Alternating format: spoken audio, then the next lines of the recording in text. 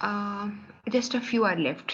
तकरीबन हमने कवर कर लिए। आपको एक सेट जो है पार्ट ए के नाम से लिंक के ऊपर आपको क्लिक करें तो कल मैंने शेयर कर लिया था। आई थिंक आपने देखा भी होगा। एंड देयर आर 2 टेस्ट भी हैं और उसके सॉल्यूशंस भी हैं। वो भी आप इसको देख लोगे और मैंने आपको क्लास में करवा भी दिए थे। और अभी मैं थोड़ी देर में आपको अपना एक जो बाकी जो क्लासेस आपके साथ रह गई हैं उसका प्लान आपसे शेयर करूँगी। और उसमें आपका जो है एलिमेंट ना सिर्फ़ टॉपिक्स जो रह गए उनको कंप्लीट करना है, बट उसके साथ-साथ आपकी रिविज़न और एग्ज़ाम प्रैक्टिस। हम तीनों चीज़ों को लेके चलेंगे, ठीक है? क्योंकि ऐसा उसी वक़्त हो सकता है कि जब हमने काफ़ी कुछ पढ़ लिया हो और हमें बैकग्राउंड हमारा जो है वो that's going to have a good knowledge, उसके ऊपर हम बात कर सकते हो। तो मैं आपके साथ अभी थोड़ी देर में शेयर करूँगी। और आपका जो कल होगी संडे में क्लास, और फिर मैं आपको बताऊँगी कि उसमें हर जो क्लास संडे को हुआ करेगी, उसमें हम क्या चीज़ करेंगे और वो किस तरह हमें हेल्प आउट करेगी एग्ज़ाम के लिए, ठीक है? और आप ये बिल्कुल नहीं समझेंगे कि that's going to be something कि आपको जी टॉपिक हम ख़त्म कर लेंगे और आप प्रिपेयर कैसे करेंगे और क्या होगा? We will take care of that. हम उसकी एक-एक चीज़ का हिसाब रखेंगे, ठीक है? अभी कोई स्टूडेंट जो है दे वर a little worried about the topics which are left and they are given in the syllabus outline. बिल्कुल मुझे मालूम है, मैंने उसको टिक किया हुआ है कि ये वाले हमारे टॉपिक्स कुछ रहते हैं और वो टॉपिक्स बहुत ही स्ट्रेट फॉरवर्ड हैं और जहाँ से मुझे पढ़ाने हैं वो आपको बड़ी इजीली समझ में आ जाएगी। इसलिए आप बिल्कुल परेशान ना हो और रिवीजन कराते हुए फिर मैं आपको गाइड करूँगी कि यहाँ से जो एरिया है, वहाँ पे आपको डेफ़िनेटली सवाल आएँगे। तो आई मे टेल यू, आपको जब मैं रिवीजन कराने लगूँगी तो मैं आपको सारा बेसिक टॉपिक्स जो हैं, this is communication from where you can have definitely the questions, मैं आपके साथ शेयर कर लूँगी। तो आज हमारा जो मिसलेनियस हमने टॉपिक का मतलब है कि मिक्स मिक्स किस्म के टॉपिक्स, जिसका पार्ट ए आपके पास 12 सेट के नाम से आपको कल मिल गया होगा। उसी लिंक पे पड़ा हुआ है गूगल ड्राइव के ऊपर। आप जाके उसको नहीं देखा तो देख लो और टेस्ट जो है वो भी कर लो। और कल मैं आपको गाइड करूँगी कि अगले वीक जब क्लास होनी है आपकी फ्राइडे को, तब तक आपने क्या करना है, ठीक है? मैं आपको एक टारगेट दूँगी, आप टारगेट फ़ॉलो करेंगे, उसकी टेस्टिंग मैं करूँगी अगले वीक में। ये सारा मैं भी आपको आपके साथ अभी गाइड करती हूँ, ठीक है? तो अभी हम स्टार्ट करते हैं फिलर टॉपिक। इसका अगला अगला सेट मैं स्टार्ट कर रही हूँ और उम्मीद है कि कल तक हमारा ये सारे टॉपिक्स जो हैं ऑलमोस्ट खत्म हो जाएँगे। कोई एक आध चीज़ एक दफ़ा फिर मैं हर्टा मर्फी की बुक और बबी की जो बुक्स आपको रिकमेंडेड है, उसमें चेक कर लूँगी कि कोई ऐसा टॉपिक तो नहीं है द एग्ज़ामिनर मे कंसीडर लेकिन हमने इसको कवर ना किया हो, ठीक है? तो ये मैं आपके साथ शेयर कर लूँगी। तो along with the topic which are given in your syllabus outline. Filler topic में आज हम बिज़नेस मैसेजेस के बारे में क्या एक्स्ट्रा इन्फॉर्मेशन लेने लगे हैं, ज़रा ध्यान से सुनिएगा। देखो, आपको पहले तो ये देखना होता है कि जो बिज़नेस कम्युनिकेशन होती है या बिज़नेस मैसेजेस होते हैं, they are different from your conversation with your friends. इसलिए यहाँ पे पहली लाइन में लिखा है, बिज़नेस मैसेजेस आर डिस्टिंग्विशेबल, फ़र्क होते हैं from social communications between friends through a number of characteristics. अब हम असल में देखने क्या जा रहे हैं कि बिज़नेस मैसेजेस, सोशल कम्युनिकेशन, दोस्तों के साथ गुफ्तगू या कन्वर्सेशनल हमारी जो अ, होता है स्टाइल यानी बात गुफ्तगू करने का, उससे किस तरह फ़र्क है। एक बात और मैं क्लियर कर दूँ, आपने इस पूरे यानी जब से हम क्लासेस पढ़ रहे हैं, अगस्त से हमारी क्लासेस हो रही हैं, सितंबर भी गुज़र गया and then we are going to have October, अब नवंबर पे हम आ गए हैं। तो आपको मैं एक छोटी-सी ये बात बताने लगी हूँ कि there are some students I know, their English is good, they can speak, they can write good, क्योंकि वो मुझे जब टेक्स्ट करते हैं तो मुझे अंदाज़ा हो जाता है कि कौन से स्टूडेंट की अंग्रेज़ी बिल्कुल ठीक है। लेकिन जब टीचर पढ़ा रहा होता है, तो उसका ये फ़ोकस होता है कि there are many many students जिनकी अंग्रेज़ी बिल्कुल ठीक नहीं है। तो उसको वो लेके चलता है ताकि उसको भी समझ आए और वो क्वेश्चन्स को अंडरस्टैंड करे। और मैं जब लफ्ज़ों के मतलब आपको बताती हूँ, तो वो लोग जिनकी वोकैब्युलरी वीक है, उनको चाहिए कि उनके हाथ में पेंसिल पेन पकड़ा हो और वो ज़रूर एक दफ़ा लिख भी लिया करें। बेशक आपको स्लाइड्स और आपको ये जो नोट्स मिल जाते हैं, but still if you write down somewhere, जैसे कि मैंने स्टार्ट किया हुआ है आपके साथ एमसीक्यूज कराना। एमसीक्यूज के अंदर स्पेशली जो वोकैबुलरी आ रही है, वो आपको समझना बहुत ज़्यादा ज़रूरी है।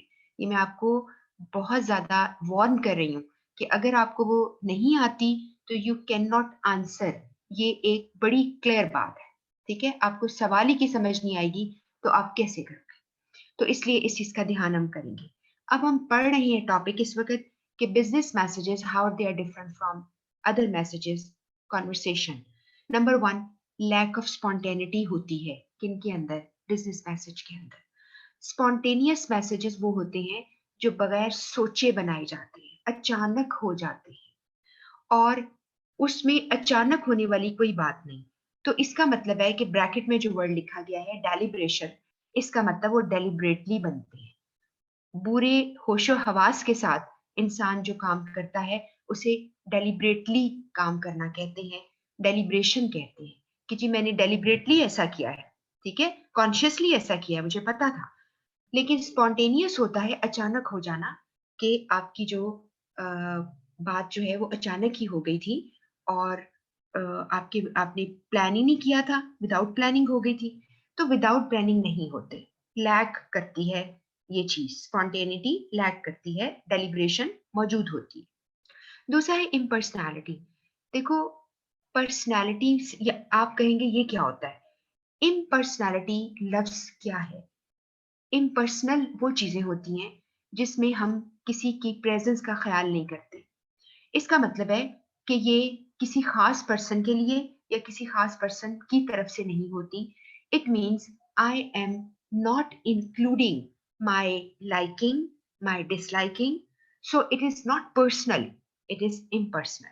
तो हमने इसको बिल्कुल ही, जैसे कहते हैं ना, ड्राई होती है और एक इन्फॉर्मेशन होती है, ना कि हम आपको महसूस करें कि भई आपको चीज़ अच्छी नहीं लगी, तो ठीक है, हम मैसेज बदल देते हैं। ये कैसे हो सकता है? जब आपको एक बैड न्यूज़ आपको देनी है कि जी आपने कंप्लेंट की है। आपने कहा जी कि आपकी जो चीज़ें आपने भेजी वो खराब थी। तो मैं आपको बता रही हूँ कि गलती आपकी है। तो मैं उसमें क्यों अपनी बात चेंज करूँगी? मैं ये सोच कर के आपको बुरा ना लगे। तो इसका मतलब है कि इसमें ना मैं हूँ ना आप हैं, बल्कि असल बात है। इसलिए इसको इम्पर्सनैलिटी कहते हैं, इट इज़ नॉट पर्सनल। दूसरी है फॉर्मेलिटी, इसलिए तो आपको वैसे ही समझ आ गया कि बहुत फॉर्मल होती है। आपने फॉर्मली उस इन्फॉर्मेशन को देना है on the basis of organisation, on the basis of a group जिससे आप बात कर रहे होते हो, तो या टीम की तरफ से होती है, तो इसमें बड़ी फॉर्मेलिटी है। या उसका तरीकाकार फॉर्मल है, जैसे खत लिखते हैं तो बड़े एड्रेसेस लिखते हैं, साइन होते हैं और उसको लेटर हेड पे निकालते हैं, तो इसको फॉर्मेलिटी कहते हैं। उसके बाद है ब्रेविटी। ब्रेविटी कहते हैं छोटा करने को, छोटी चीज़। तो हमेशा ब्रीफ होती है, टू द पॉइंट होती है। जैसे कि 7 सीज़ में हमने कंसाइज़नेस पढ़ी थी, ठीक है? तो वो it is going to be a brief message. इसके बाद है, ये बात खत्म हो गई। 4 हमारे पास एलिमेंट्स हैं, स्पॉन्टेनियस नहीं होती, पर्सनल नहीं होती, इनफॉर्मल नहीं होती और लॉन्ग नहीं होती। तो बाकी ये सारे पॉइंट्स हैं, ये होती है। इसके बाद आपको एक और चीज़ याद रखनी है, की एलिमेंट्स ऑफ स्टाइल, यानी अगर हम मैसेज, यानी किसका स्टाइल? बिज़नेस मैसेज का। जब हम कोई बिज़नेस मैसेज लिखते हैं, तो वो अथॉरिटेटिव होना चाहिए। उसके अंदर अथॉरिटी होनी चाहिए। इसका मतलब है उसकी टोन ऐसी हो और इसका सोर्स ऐसा हो कि ये कहाँ से खबर आई है, उसके अंदर अथॉरिटी होती है। आप समझिए कि एक नोटिस बोर्ड पे अगर कुछ लगा है, आप नोटिस पढ़ते हैं, एक किसी ऑफिस में है, किसी यूनिवर्सिटी में है, तो उसके अंदर अथॉरिटी है ना, वो नोटिस पढ़कर आप उसको फॉलो करेंगे, तो दैट हैज़ अथॉरिटी। इसी तरह खत है, रिपोर्ट है, उसके अंदर अथॉरिटी होती है। नंबर 2 है ऑब्जेक्टिविटी। ऑब्जेक्टिविटी का मतलब होता है दिस इज़ हाइली ऑब्जेक्टिव। अब आपको मैं फिर ये लफ्ज़ ऑब्जेक्टिव आज के नोट्स में दोबारा आएगा। ऑब्जेक्टिव के 2 मतलब आपको सिखाए हैं मैंने। एक ऑब्जेक्टिव मकसद को कहते हैं और दूसरा ऑब्जेक्टिव कहते हैं ऐसी अप्रोच जिसमें आप पर्सनल नहीं होते, यानी न्यूट्रल रहते हैं। तो यहाँ पर आपके लगेगा ऑब्जेक्टिविटी यानी न्यूट्रल होना, यहाँ पर इम्पार्शियल होना। आपको इसी लाइन में एक लफ्ज़ नज़र आ रहा है इम्पार्शियल। तो आप जब लिखते हैं, कोई खत लिखते हैं, बिजनेस मैसेज लिखते हैं, तो वो इम्पार्शियल होता है, यानी ऑब्जेक्टिव होता है। इसके बाद है रेगुलेशन।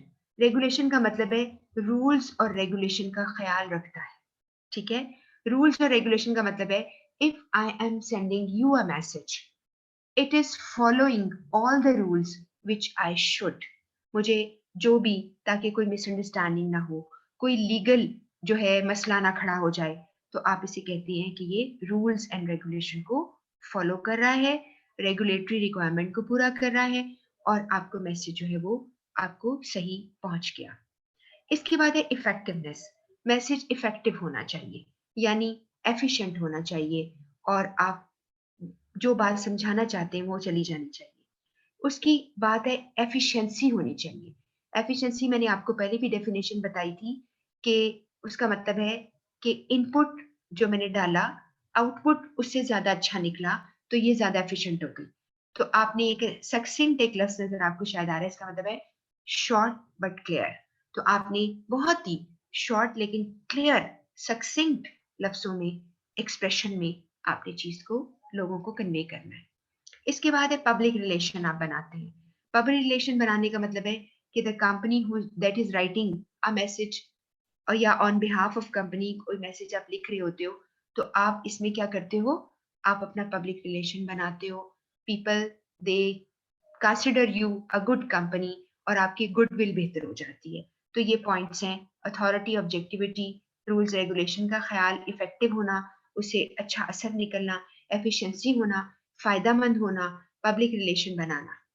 ये आपके कुछ पॉइंट्स हैं। ये ऐसे नहीं होता कि एग्जैक्टली यहाँ से आपको इस तरह से सवाल आएगा कि आप मुझे बताएं, लेकिन तरतीब बताएं। ये ज्यादातर सिर्फ आपको इसका नॉलेज रखना है, जितने भी आपको एक्स्ट्रा इन्फॉर्मेशन में दे रही हूँ। आपके पास एक सेट आ चुका है एक्स्ट्रा का, और दूसरा ये सेट है आपके पास, ठीक है? अब आपके पास, अब जो मैं बात करने जा रही हूँ ना, ये मैंने इसको हाईलाइट किया, इसको नोट कर लेंगे आप। ये आपको पेपर में इसी तरतीब से पूछा जा सकता है। ये इस तरह का मटेरियल है जो मैं अभी इस वक्त शेयर कर रही हूँ, 2 पॉइंट, जो कि बहुत सारी बुक्स में इसी तरह दिया गया है। मैं जब तक कि वहां पर पहुंचती हूँ, इससे पहले पैराग्राफ में जो लिखा है मैं आपको बताना चाहूंगी। बिजनेस मैसेज की मैंने प्लानिंग करनी है, एक टॉपिक नया आ गया। पहले पीछे क्या पढ़ा आपने, बिजनेस मैसेजेस की क्वालिटीज क्या होती हैं, वो कैसे आपको देना चाहिए, उसके अंदर क्या होता है, और वो दूसरी गुफ्तगू से कैसे फर्क होता है। यहाँ पर देख रही हो, many organization, particularly large organization, will have a suite of standardized house style template documents. इस पूरी बात का मतलब क्या है? स्वीट कहते हैं एक कॉम्बिनेशन या एक से ज्यादा चीजों के होने को स्वीट कहते हैं। आपको लग रहा होगा सूट लफ्ज है, नहीं सूट नहीं है, ये स्वीट है। और स्वीट का लफ्ज आप ये भी इस्तेमाल करते हैं, कुछ लोगों को बिल्कुल पता होगा, जैसे मैं बात कर रही हूँ कि जैसे आप किसी होटल में ठहरते हैं और आप कहते हैं कि जी मुझे, हमें बेडरूम्स नहीं चाहिए, हमें स्वीट्स चाहिए, ठीक है? स्वीट क्या होता है? एक रूम से ज्यादा, 2 कमरों का, 3 कमरों का सेट होता है, या इस तरह से सेट बना होता है कि उसमें एक दो, यानी जैसे फैमिली है, उनके बच्चे भी यंग हैं, दे कैन लिव टुगेदर, तो वो आप एक स्वीट में रहते हैं। एक यूनिट सी होती है इंडिविजुअल, जिसके अंदर आपको एक स्टोव भी शायद हो, माइक्रोवेव अवन भी है, छोटा सा किचन सा बना होता है, कैबिनेट होते हैं, और ये आपको एक से ज्यादा बाथरूम्स होते हैं, तो वो आपको स्वीट कहते हैं। अब इसी तरह स्वीट आपको प्लाजा में मिलता है। आपने एक ऑफिस खोलना है, आपको एक कमरा नहीं चाहिए, आपको ज्यादा कमरे चाहिए, तो एक यूनिट आप लेते हो, दैट्स कॉल्ड स्वीट। तो यहाँ पर स्वीट से मुराद है कि एक यूनिट, एक combination of standardised house style template document. Template कहते हैं नमूने को, डिजाइन को, ठीक है? हाउस स्टाइल टेम्पलेट मीन जो कि आपकी कंपनी का अपना एक डिजाइन होता है। आपकी हर कंपनी को अगर आप देखें, तो उनका अपना लेटर हेड का एक स्टाइल होता है, या उनके डॉक्यूमेंट्स जो होते हैं उनका एक अपना स्टाइल होता है। पेज की क्वालिटी से लेकर उसके ऊपर उसका लोगो या उसका ट्रेडमार्क प्रिंट होता है, उस पे एड्रेसेस प्रिंट होते हैं, उनका एक तरीका होता है। तो वो कहते हैं बिजनेस जब हम बनाते हैं तो ज्यादातर पहले से ही एक हमें स्वीट ऑफ टेम्पलेट्स या नमूने मिल जाते हैं, डॉक्यूमेंट्स हमारे पास मौजूद होते हैं, हमें मेहनत नहीं करनी पड़ती, ठीक है? However, there will still be circumstances when employees need to use significant judgment when creating truly original business communication. इसके अलावा आपको डिजाइन तो मिल गया, अब तुमने मैसेज क्या बनाना है, किस तरह बनाना है, बहुत सारी चीजों को तुमने कंसिडर करना है, ठीक है। उसके बाद है अगला para, where possible it helps to plan the communication, this is easier for written messages which can be drafted and redrafted before the final version is sent. Spoken communication lends itself less well to such careful planning, although it is still possible. इस पूरी बात का सिर्फ ये मतलब समझ लो कि return आसान है इस मामले में, क्योंकि रिटर्न आप लिखते हो, उसको ड्राफ्ट किया, उसमें गलतियां निकली, उसको रीड्राफ्ट किया, और जब तक कि तुम भेज ना दो खत को, वो तुम्हारे पास है, ठीक है, उसको आप ठीक करो। लेकिन जब बोल देते हो तो फिर तुम्हारे पास नहीं रहता, वो चला जाता है। तो ये चीज है, थोड़ा ध्यान करेंगे। तो ये सिर्फ समझाने के लिए पैराग्राफ थे, इस पर अपने आप को ज्यादा परेशान मत करें। आगे जो मैंने येलो कलर का आगे हाईलाइट है वो हम देखेंगे। 4 की एलिमेंट्स ऑफ कम्युनिकेशन प्लानिंग। अब आपको मैं ये बताऊं इसको कैसे, क्या आप याद किस तरह से करेंगे। की एलिमेंट्स ऑफ बिजनेस मैसेज के हैं, ये 4 आपको मैंने एक ही दफा दिखाने के लिए एक जगह इकट्ठे कर दिए। चाहे आप खत लिखो, चाहे आप स्पीच करो, चाहे कोई प्रेजेंटेशन बनाओ, चाहे कोई रिपोर्ट लिखो, इस सारी कम्युनिकेशन की प्लानिंग 4 बेसिक एलिमेंट्स होंगे। एक है ऑब्जेक्टिव। अब ये ऑब्जेक्टिव ऊपर वाले ऑब्जेक्टिव से फर्क हो गया, खुद ही समझ आ जाएगा आपको। यहाँ हमें एलिमेंट है, ऑब्जेक्टिव का मतलब मकसद, यानी पर्पस। मेरा पर्पस क्या है, एम क्या है, what are you trying to achieve. आपने एक मैसेज देना है, तुम्हें क्या चाहते हो कि आपका रिसीवर करेगा, रिसीवर को आप ऑडियंस भी कहते हैं, आपका ऑडियंस क्या करेगा, आपने ये देखना है, आपका पर्पस क्या है। नंबर 2, आपका ऑडियंस है कौन, आपने सब कुछ सोचना है। और वो मैसेज को कैसे लेगा, मैसेज को कैसे इंटरप्रेट करेगा, वो कैसे इस चीज को समझ पाएगा। तो आपने क्या है, इस तरह से इसको यानी अंडरस्टैंड करना है कि इंटरप्रेट कैसे करेगा। फिर स्ट्रक्चर, उसका यानी कंटेंट क्या है, इसके अंदर लिखा हुआ है, उसकी ऑर्डर तरतीब क्या है, फॉर्मेट कौन सा लूं मैं, और एम्फेसिस का मतलब है किस बात पे ज्यादा स्ट्रेस देना है, ये उससे आपका स्ट्रक्चर बनेगा। अब आप कहेंगे ये इसका क्या मतलब है। देखो, structure is the pattern of your message. तुमने कौन सी बात पहले रखी, कौन सी बात बाद में रखी, कौन सी इंट्रोडक्शन में है, कौन सी कंक्लूजन में है, ठीक है। और अगर तुमने कोई लंबा है रिपोर्ट है, उसने कौन कौन सी हेडिंग्स लगाई है तुमने, तो ये सारी चीजें स्ट्रक्चर बनाती हैं। तो उसी तरह से वो स्ट्रक्चर जो है वो नजर आएगा।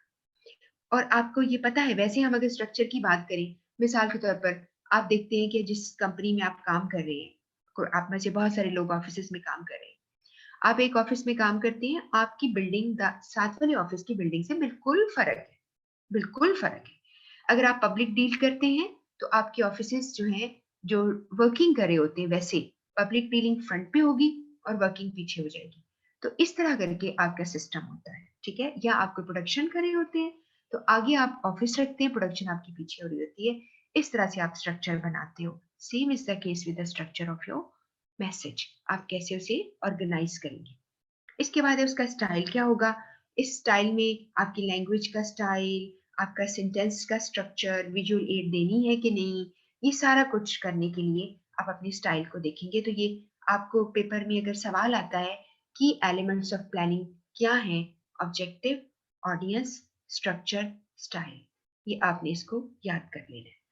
इसके बाद आपके पास ऑब्जेक्टिव में मैं हल्का सा आपको रफली बता देती हूँ कि अगर कोई मैसेज लिख रहे हो, ये अब आपको ये इस पे ज्यादा परेशान नहीं होना, ये सिर्फ समझना है। आपके किसी खत के, किसी रिपोर्ट के क्या क्या मकसद हो सकते हैं। To build a relationship, mutual trust बनाना चाहते हो, आपने कोई उसको रिस्पेक्ट देते हो, किसी को लॉयल्टी शो करना चाहते हो, आपने खत लिख दिया, कोई बात लिख दी, कोई मैसेज लिख दिया। कंफर्म कोई चीज करनी है, कोई चीज रिक्वेस्ट करनी है कि आप मुझे भेज दें, कंफर्म करनी है कि हाँ जी मैं कंफर्म कर रहा हूँ, मेरा ऑर्डर आपके पास आ गया है। परसुएट करना है, कन्विंस करना है, ठीक है। आपने मैसेज, जैसे कल मैंने आपको एमसीक्यूज में बताया था कि आप अपने मैसेज को सेल कर रहे हो, आप अपनी प्रपोजल को सेल कर रहे हो। तो आपका परसुएड करना है। परसुएड का मतलब है कन्विंस करना। जब हम आम जिंदगी में इस्तेमाल करते हैं, हम कहते हैं जी किसी को, जैसे मैंने कोई बात कही, मसलन हम चलें जी, अभी चलते हैं हाई टी पे चलते हैं। तो हमने पैसे पूल किए, पूरी क्लास इकट्ठी की और हम हाई टी पे चले गए, ठीक है। अब हाई टी पे चलते हैं, तो आप सारे बैठे हुए हैं, तो मैं अगर आपसे कहती हूँ हाई टी पे चलते हैं, तो लोगों ने ऐसे ही कोई ड्राई सा जवाब दिया मुझे, किसी ने नहीं बोला। इसका मतलब है they are not buying my idea. हम बाय का लफ्ज इस्तेमाल करते हैं, हम कहते हैं do you buy my idea, क्या तुम मेरा आइडिया बाय करते हो?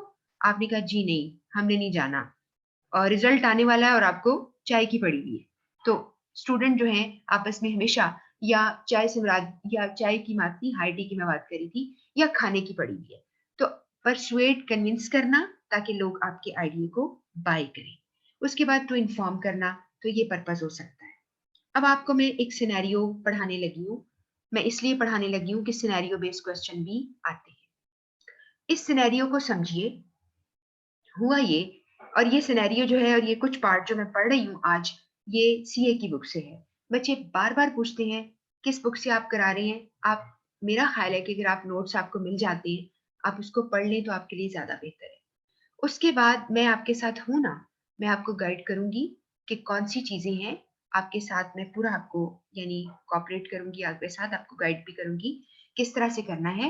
मैंने क्लियर किया है मैसेजेस में बहुत दफा आप लोगों को कि आपके पास सीए की बुक जो है उसमें से कुछ मटेरियल, आईसीएमए की बुक है कुछ उसमें से मटेरियल, मर्फी की बुक से कुछ मटेरियल लेकर, या बवी में कुछ दिया है वो मैं आपका मटेरियल डाल डाल देती हूँ, और सारा कुछ आपको मैं यहाँ पे समझाती हूँ और आपको नोट्स बनाकर दे देती हूँ। आप उसको पढ़ लें। और मैंने इसीलिए आपसे कहा था, अगर आपको ज्यादा पढ़ने का उसका है इसके अलावा, तो आपके पास कैप्लन की बुक है, आप उसमें से रीड करो, विच इज परफेक्टली फाइन। बहुत अच्छा लिखा हुआ है, आप उस बुक को फॉलो कर सकते हैं। और मुझे उम्मीद है कि उसमें से आप एमसीक्यू जरूर कर चुके होंगे, उसके हर चैप्टर के एंड में है। आप अक्सर अपनी थोड़ी सी तैयारी का अंदाजा करें और एक जगह नोट कर लें कि आप जो है क्या क्या आपने कर लिया है और क्या करना है। और मैं भी आपके साथ एक दफा रिवाइज कर दूंगी सारी बातें, ठीक है। अच्छा, अब हम 1 मिनट के लिए रुकते हैं, क्योंकि मैं सिर्फ देख रही थी कि क्लास का थोड़ा सा टाइम गुजर जाए और जितने स्टूडेंट मुझे ज्वाइन कर सके मैक्सिमम वो कर लें। मुझे पता है कि बहुत सारे लोग जो हैं वो बाद में सुनते हैं, लाइक रिकॉर्डिंग सुनते हैं, लेकिन सबके लिए इंफॉर्मेशन ये देने लगी हूँ मैं कि इंशाल्लाह कल का दिन मिसलेनियस टॉपिक्स का, उम्मीद है सब खत्म हो जाएंगे।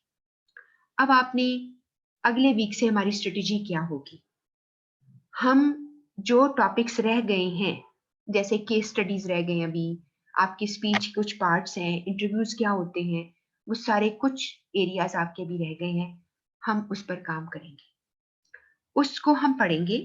साथ साथ मैं आपको हर संडे को जो लास्ट क्लास होगी, जैसे कि कल भी होगी इंशाल्लाह, तो मैं आपको गाइड करूंगी वीक का आपका मार्क क्या है, टारगेट आपका वीक का क्या है आपके पास, कि आपने टारगेट अचीव करना है, आपने क्या क्या पढ़ना है, मैं आपके साथ हर संडे को बताया करूंगी।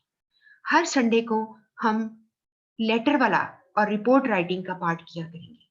आपको मैं कुछ लेटर्स दूंगी, कुछ रिपोर्ट्स जैसे दिया, अभी लेटर से शुरू करेंगे। एक दफा मैं आपको एक सिचुएशन दे दूंगी, आप अपनी सिचुएशन फौरन लिखेंगे। I give you like 5 minutes, आप जल्दी से इसका फॉर्मेट कर लो। आपने फॉर्मेट कर लिया, फिर मैं आपको दिखा दूंगी कि देखो ये है आपका फॉर्मेट, आपको शो कर दूंगी।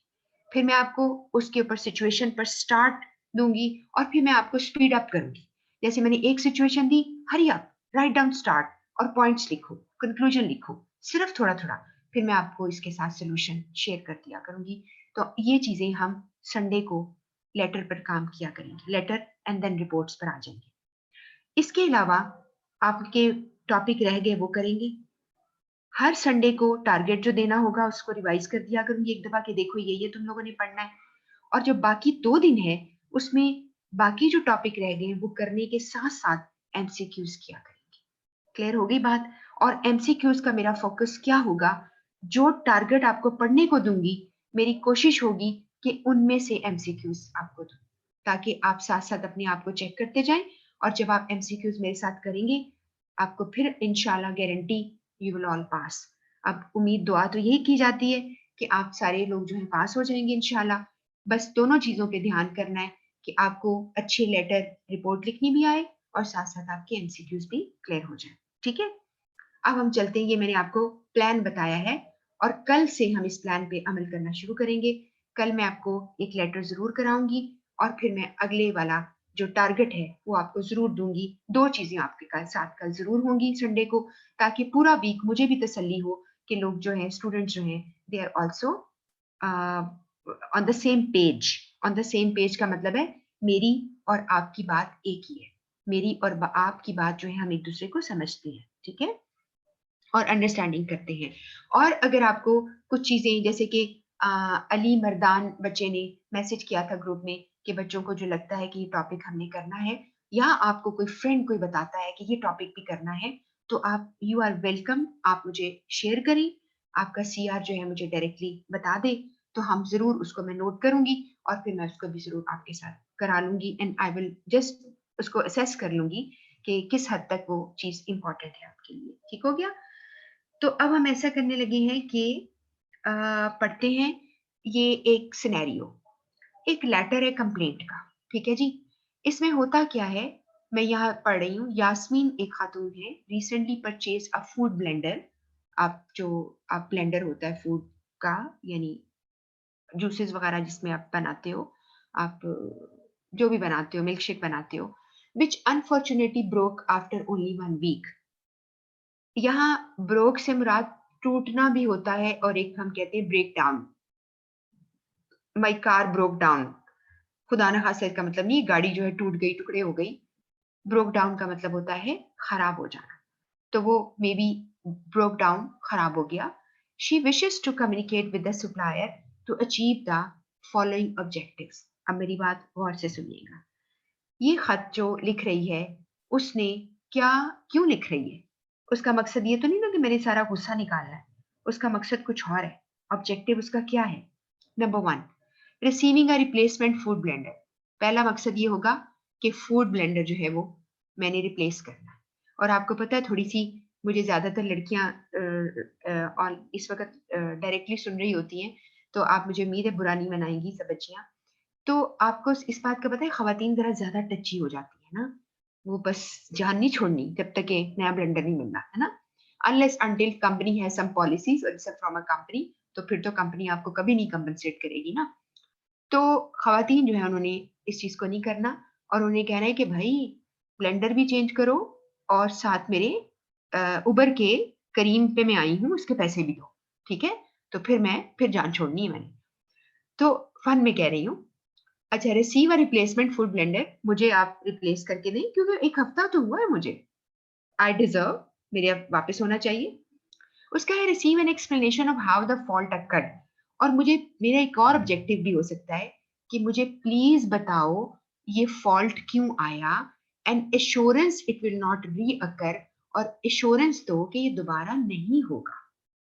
अब ये क्या कौन सी गारंटी है कि तुम मुझे एक फूड ब्लेंडर दे दो, मैं घर जाऊं, तुमने वही फिर दे दिया, फिर खराब हो गया। ये किस चीज की तुम एश्योरेंस दो?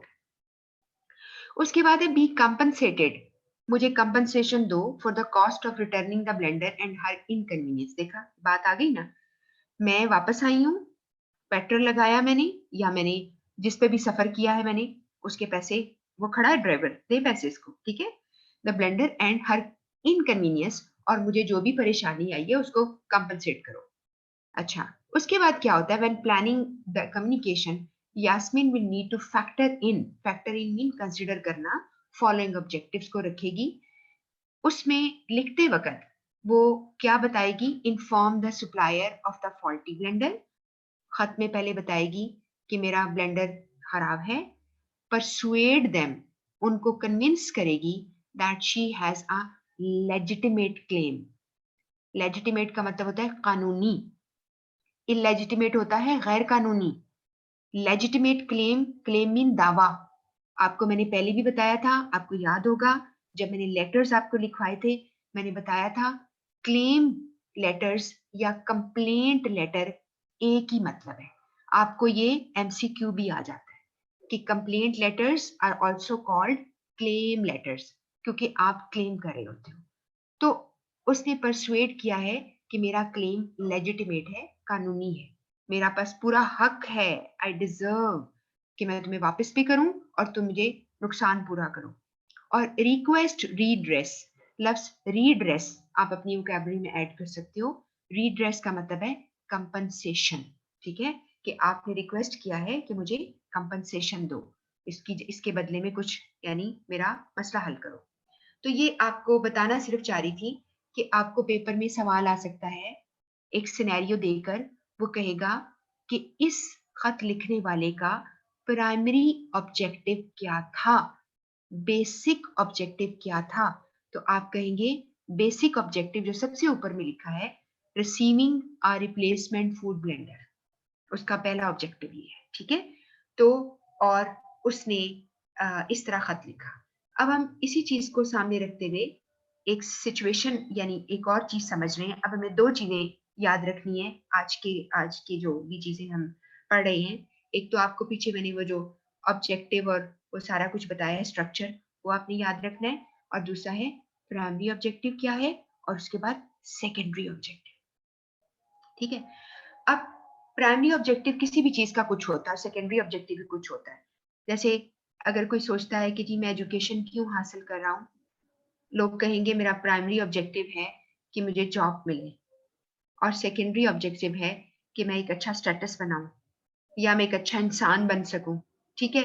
तो ये सारी चीजें डिपेंड करता है कि आप किसी भी सिचुएशन का बताएंगे कि आ, आ, कि आपका जो है प्राइमरी ऑब्जेक्टिव है कि नहीं है। जी अली मर्दान, आप क्या कह रहे हैं? What if there is a policy of no repairing after 1 week and if it is also agreed, or either there is a policy of no repairing? हाँ ये तो ठीक है ना, तो है नहीं तो तुम जवाब दोगे ना, तुम उसको पॉलिसी पढ़ाओगे। देखो बीबी, जब तुमने खरीदा था तो तुमने ये लेकर गई हो, तुम्हें मैंने पढ़ाया था ये, ठीक है। इसीलिए एक बात याद रखो, मैं हमेशा अपने स्टूडेंट को आम जिंदगी के लिए गाइड करती हूँ। मैं पता उन्हें क्या कहती हूँ, किसी भी चीज के लिए साइन करने से पहले उसको पूरा पढ़ा करो। मिसाल के तौर पर कल को तुम्हें नहीं पता तुम जॉब के लिए बाहर किसी मुल्क में जा रहे हो, ठीक है, या तुम हायर स्टडीज के लिए बाहर का वीजा, स्टूडेंट वीजा अप्लाई कर रहे हो, या तुमने घर बनवाना है और तुमने किस्तों में पैसे देकर घर के करना है सारा, उस पूरी इतना बड़ा वो तुम्हें मैनुअल देगा, पूरा पढ़ा करो, ठीक है, ताकि उसके किसी क्लॉज में कोई ऐसी बात ना हो जो तुमने इग्नोर कर दी और बाद में तुम क्लेम ही नहीं कर सकते, ठीक है ना। बिल्कुल सही है कि आप हो सकता है, अब देखा ना, आपने देखा होगा अक्सर जब हम जाते हैं कोई चीजें बाय करने तो लोग कहते हैं ये चाइना की है चीज, हम इसकी गारंटी नहीं देते, इसकी कोई वारंटी नहीं है, ठीक है ना। तो दैट्स फाइन, फिर क्यों आए हो वापस, ठीक है ना। तो फिर आपने अगर रिपेयर कराना है तो यू हैव टू पे, आप उसके पेमेंट करेंगे और जो करेंगे। लेकिन ज्यादातर ऐसा नहीं होता, हम इतना इसको एग्जैजरेट कर रहे हैं। ऐसा ही होता है कि आपके पास वारंटी होती है, आप आते हो और उसमें आपकी रिपेयरिंग करके देते हैं, रिप्लेसमेंट करते हैं, पार्ट्स रिप्लेस कर देते हैं, ब्ला ब्ला, इस तरह की बहुत सी चीजें होती हैं। जी, तो हमें हो सकता है सिनेरियो को बताए और पूछे इसका प्राइमरी ऑब्जेक्टिव क्या है और सेकेंडरी ऑब्जेक्टिव क्या है। अब आपने यहाँ पर एक छोटी सी फिर एग्जांपल मैं दे रही हूँ कि एडवर्टाइजिंग का चॉकलेट बार, आपने चॉकलेट बार की एड बनाई, आपने लोगों को चॉकलेट बार बेचनी है, तो आपका प्राइमरी ऑब्जेक्टिव भला क्या है? आप कहेंगे सीधी सी बात है, हमारी कंपनी है, हमने पैसा कमाना है, हम चॉकलेट बार सेल करेंगे, ऐसे ही है ना। तो इसका बेसिक यही है। अब आप देखिए इसके नीचे, हम इसको देख रहे हैं,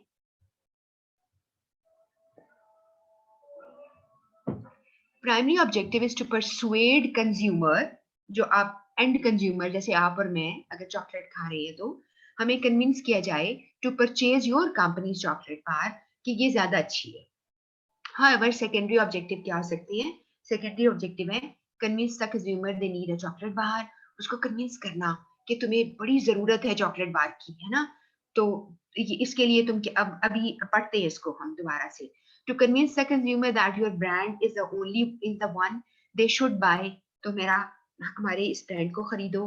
ईच ऑफ दीज ऑब्जेक्टिव को हम फर्दर ऑब्जेक्टिव में अगर ब्रेक करें तो पहला ऑब्जेक्टिव था ना कन्विंस करना, उसके लिए consumer is hungry, lakhs energy. और आपको पता है जितनी भी मार्केटिंग होती है उसके पीछे हमेशा एक और आपको बात याद कराती हूँ। अगर आप सबने आपके नोट साथ साथ पढ़े हैं तो आपने 7 सीज में यू एटीट्यूड पढ़ा था, ठीक है? उसमें मैंने आपको बताया था कि ऑडियंस पे फोकस करना है।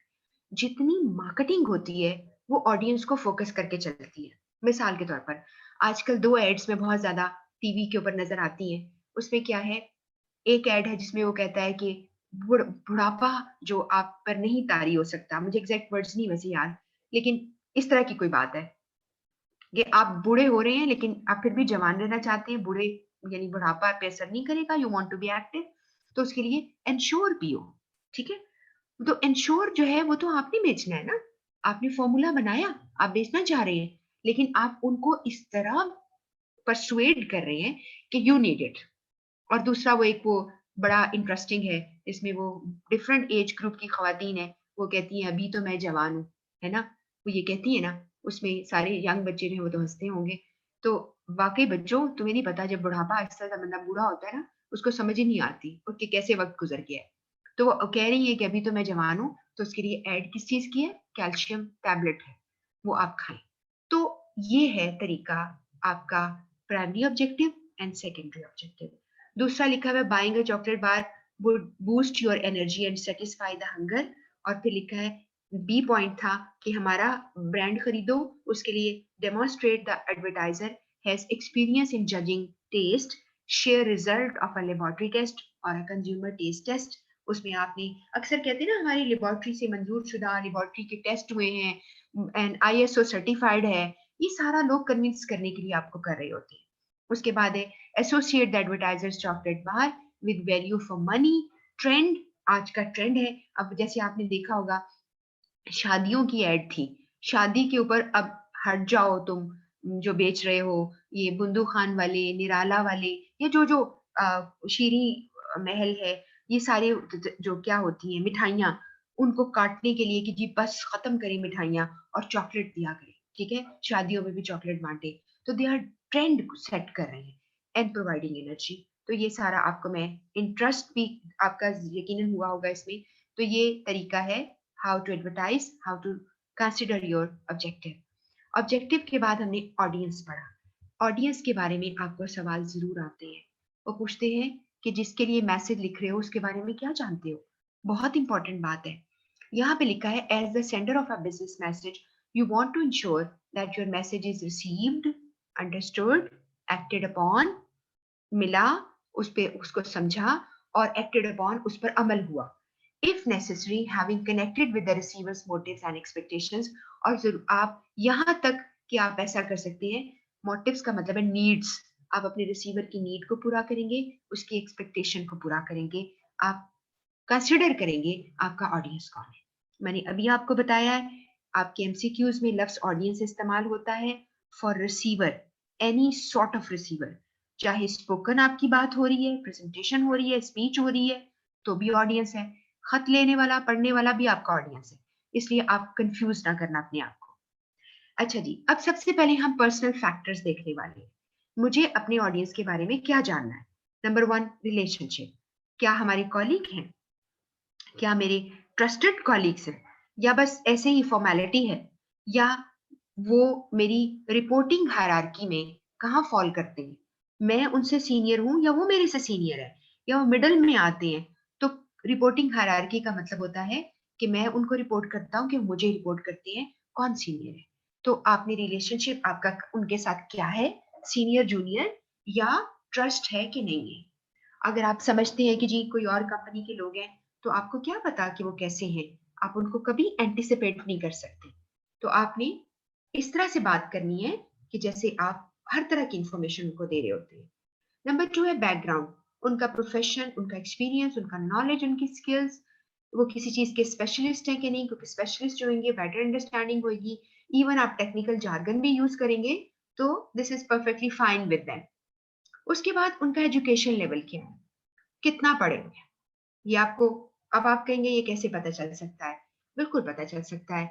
आपको मैं इंटरव्यू अभी टॉपिक हमने पढ़ना है, आपको बताऊं एक बड़ी ही इंटरेस्टिंग बात, जिंदगी में कभी भी जब तुम इंटरव्यू देने जाओ किसी को सीवी ड्रॉप करो, तो पता तुम क्या करना? कोशिश कर लिया करते हैं कि समहाउ पता चल जाए कि इंटरव्यू पैनल में कौन-कौन बंदा है। अगर तो पता चल जाए तो बहुत अच्छा होता है। फौरन सर्च करो, या वो बंदा आपको कहीं फेसबुक पे मिल जाएगा, या बंदा ज़्यादा से ज़्यादा, और सबसे इंटरेस्टिंग है आपको लिंक्डइन, आपको अगर नहीं पता तो चेक करें। लिंक्डइन पर आपका सीवी, आपका प्रोफाइल पड़ा होना चाहिए।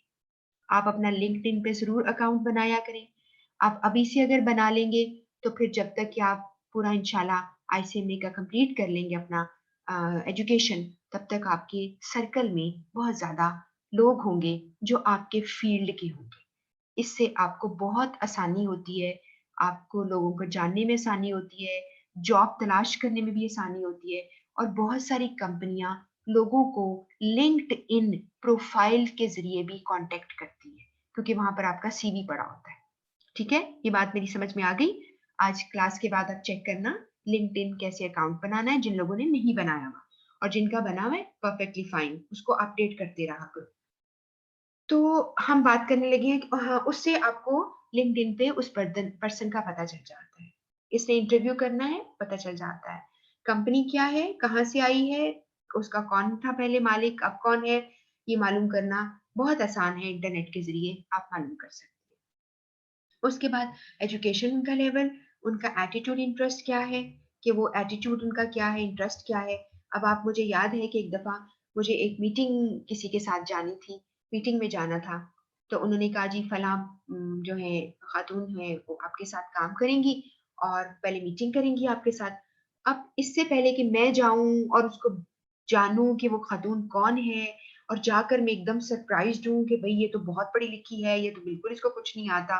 तो मैंने इसको इंटरनेट पर फ़ौरन चेक कर लिया, मुझे सारा पता चल गया, और इवन उस खातून जिसकी मैं बात कर रही हूँ, उनका काफ़ी जो है स्टे मिडल ईस्ट में था, और फिर वो इंग्लैंड में काफ़ी अरसा रहीं, और फिर वो पाकिस्तान में एक अच्छी जॉब पे थी। तो मैं ये बताना चाह रही हूँ कि इससे बहुत फ़ायदा हो जाता है, बहुत ज़्यादा फ़ायदा हो जाता है। बिल्कुल अजनबी बन के नहीं रहना आपने, अपनी नॉलेज को रखना है अपडेट जब लोगों से राब्ता करेंगे। तो एजुकेशन देखी, एटीट्यूड, इंटरेस्ट। एटीट्यूड मीन वो किस तरह के लोग हैं, उनका इंटरेस्ट क्या है, कहाँ से आए हैं, आपको ये सब पता है। अब हम जब लोगों को मिलते हैं, ट्रेनिंग्स मैं कराती हूँ, मैं सबसे पहले उनका प्रोफाइल चेक करती हूँ, किस इलाके से बिलॉन्ग करते हैं। एक बंदा, मुझे अंदाज़ा हो जाता है, लाहौर के लोग और तरह के हैं, इस्लामाबाद के लोग और तरह के हैं, कराची के और तरह के लोग हैं। आप अगर देखते हैं जी गिलगित के लोग हैं, वो और तरह के हैं। यानी थोड़ा बहुत आपको उनका ट्रेंड, उनका जो लिविंग स्टैंडर्ड्स और स्टाइल फ़र्क होते हैं। तो आप कभी कोई ऐसी बात ना करें जो उनको ऑफेंड कर सकती है, ठीक है? जो उनको किसी भी तरह से नाराज़ कर सकती है, इस तरह की बात आप नहीं करें। तो ये आपका ये चेक करेंगे। Age factor, it matters a lot, believe me. ज़्यादातर जो बूढ़े लोग हो जाते हैं ना, दिमागी तौर पे फ़ारिग होते जाते हैं अनफॉर्च्यूनेटली। वो क्यों? क्योंकि वो अपने आप को अपडेट नहीं करते। आप में से कितने लोग होंगे जो यंग बच्चे हैं, उनकी जो दादियाँ-नानियाँ, आप जाके चेक करिए, बहुत ही कम दादी-नानी या दादा या नाना मिलेंगे, बहुत कम जो बड़े एक्सपर्ट हैं जी, सोशल मीडिया पे होते हैं, ठीक है? और कुछ इतने अपने आप को अपडेट रखते हैं, वो हर वक़्त सोशल मीडिया पे बैठे होते हैं, इतना अपने आप स्टेटस अपडेट करते रहते हैं, है ना? बहुत ही स्मार्ट। तो ये क्या है, आपको एज फैक्टर बहुत मैटर करता है। इसके बाद एक, और फिर लेकिन ना लोगों को हल्का मत लेना। ये ना हो कि वो बहुत ही तुमसे ज़्यादा स्मार्ट हो। उसके बाद कॉन्टेक्सचुअल फैक्टर, ये लफ्ज़ सीख लो। कॉन्टेक्सचुअल फैक्टर हो गया हालात, इर्द-गिर्द का माहौल। उसमें एक फैक्टर होगा फिज़िकल और दूसरा होगा साइकोलॉजिकल। फिज़िकल से पता क्या मुराद है? मैं जिन लोगों को एड्रेस करने जा रही हूँ, वो कौन-से वाले हॉल में बैठे होंगे, उस हॉल के अंदर फैसिलिटीज़ क्या हैं? वहाँ का एटमॉस्फेयर क्या है? कहीं कोई फ़ॉल्ट तो नहीं आएगी कि बार-बार, मैंने तो पहले भी उस हॉल में जी प्रेज़ेंटेशन दी थी, बड़ा मसला है जी, बार-बार डिस्कनेक्ट हो जाता है, इंटरनेट डिस्कनेक्ट हो जाता है, आवाज़ निकल जाती है, उसका माइक ठीक नहीं है, बैकग्राउंड नॉइज़ बहुत है, ट्रैफ़िक बड़ी आती है, डिस्ट्रैक्शंस बड़ी हैं। अब ये डिस्ट्रैक्शन पता है किस-किस किस्म की होती हैं? एक तो डिस्ट्रैक्शन होती है काम के दौरान, प्रेज़ेंटेशन के दौरान, उनके ऑफ़िस के लोग आकर उनसे पूछते हैं, भाई आप अगर ट्रेनिंग करवा रहे हो अपने एम्प्लॉइज को, तो तंग तो ना करो ना। बीच में आ रहे हो, सर ये जरा साइन कर दे प्लीज, सॉरी हमने साइन करवानी है। जो ट्रेनर होता है उसको भी सर पकड़ के बैठ जाता है कि मैं क्या करूं, ये क्या हो रहा है, सॉरी आपको डिस्टर्ब नहीं करना था लेकिन बहुत जरूरी था। इस तरह करके काम हो जाता है। नंबर टू, ऐसा भी होता है कि बाजू का उठ के चले जाते हैं कि जी हमें बड़ी जरूरी बीच में आ गई है, तो डिस्ट्रैक्शन आ रही है। और नंबर टू डिस्ट्रैक्शन आती है जब आप उल्टे वक्त पर उनको कोई मीटिंग बुला ले। मिसाल के तौर पर पहले खाना खूब खिला लिया, अब वो आपके पास आके बैठे सो रहे, खराटे ले रहे। तो आपने ये सारी चीजें, एनर्जी लेवल उनका क्या है, बहुत सुबह बुला लिया आपने, तो ये सारी चीजें डिस्ट्रैक्शन करती है। इसके बाद साइकोलॉजिकल फैक्टर है इसमें, प्री ऑक्यूपेशन किसे कहते हैं, पहले से ही आपका दिमाग जो है बहुत सारी उसका या बिजी स्केड्यूल है, आप प्री ऑक्यूपाइड है, आपने बड़े काम करने हैं, आपके दिमाग में पहले ही है। आप ऐसे लोगों को एड्रेस कर रहे हैं जो पहले से बहुत बिजी हैं, फिर क्या करेंगे, कुछ तो करें ताकि वो आपकी तरफ अट्रैक्ट हो। इसके बाद प्रेशर एंड स्ट्रेस लेवल उनका क्या है, क्या उनके पास बहुत काम होता है और बहुत स्ट्रेस्ड होते हैं, तो वो कैसे बिहेव करेंगे, बिल्कुल ऐसे ही है। उसके बाद है तीसरा, द नीड ऑफ प्रिवेसी। आपको प्रिवेसी की जरूरत है, सेंसिटिविटी है, कॉन्फिडेंशियल खबर है, कभी एम्बैरेसिंग तो नहीं हो सकती, यानी एम्बैरेसिंग कहते हैं शर्मिंदा करना, कि उसमें कोई एम्बैरेसिंग बात तो नहीं हो सकती। इसके बाद है, will the presence of other impact the recipient. Psychologically एक और मसला, बाजू का ऐसा होता है कि आप किसी को कोई बात कर रहे होते हैं, वो बंदा बेचारा पूरे तौर पर जवाब नहीं दे पाता, क्योंकि कोई ऐसा खड़ूस किस्म का पास कोई बंदा बैठा होता है जिसकी प्रेजेंस में वो बात नहीं कर सकता। तो आप क्या कहती हैं, व्हाट यू से, कि भाई ये भी मसला है, वो ज़हनी तौर पे आज़ाद नहीं है, ठीक है? उसके बाद है कंसंट्रेशन एनर्जी लेवल। ये बिल्कुल ऐसी है जैसे पेरेंट्स टीचर मीटिंग हो और बच्चा साथ बैठा हो। आप देखेंगे बच्चे का क्या हाल है। आप सोचिए कि माँ कहीं ये ना बता दे, बाप कहीं ये ना बता दे। तो ये इस तरह लोगों की प्रेजेंस बहुत इम्पैक्ट करती है। इसके बाद एक कंसंट्रेशन एनर्जी लेवल, ये भी मैंने आपको बता दिया कि आप इस वक़्त कितने टाइम क्या है और आपकी एनर्जी क्या है। स्ट्रक्चर में एक तो बातें, स्ट्रक्चर में ये है, structuring a message involve deciding what you are going to say and how you would से।